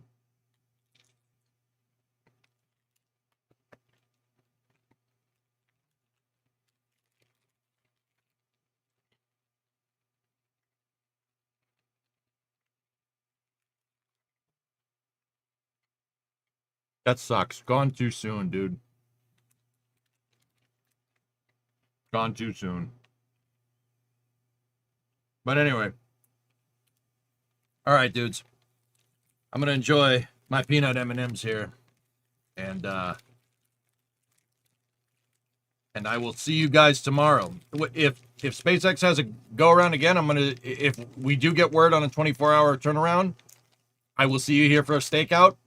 If it takes longer, I will we'll just assume our normal start time at noon time tomorrow and go from there. It's going to be one or the other. So I'll see you when I see you. I think we're going to be okay here. They got a thin candy shell. Your brain has this shell on it.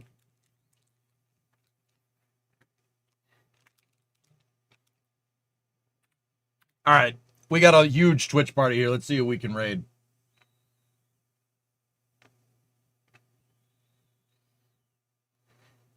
My buddy Etal is playing Terra Invicta. It's Alex. He's playing Terra Invicta, so we'll keep the space theme going here. And let's go see what Italix is up to. I will talk to you guys all tomorrow, either when we do a stakeout stream early in the morning or at our normal start time, depending on results. I'll probably post something about it on X, so if you want to go follow me over there, do that. And in the meantime, go see what Etel's up to, and I will see you guys all tomorrow at some time, at time o'clock. Thank you very much for watching. I hope you enjoyed this launch attempt coverage. And I'll see you tomorrow. Bye-bye, everybody. Thank you.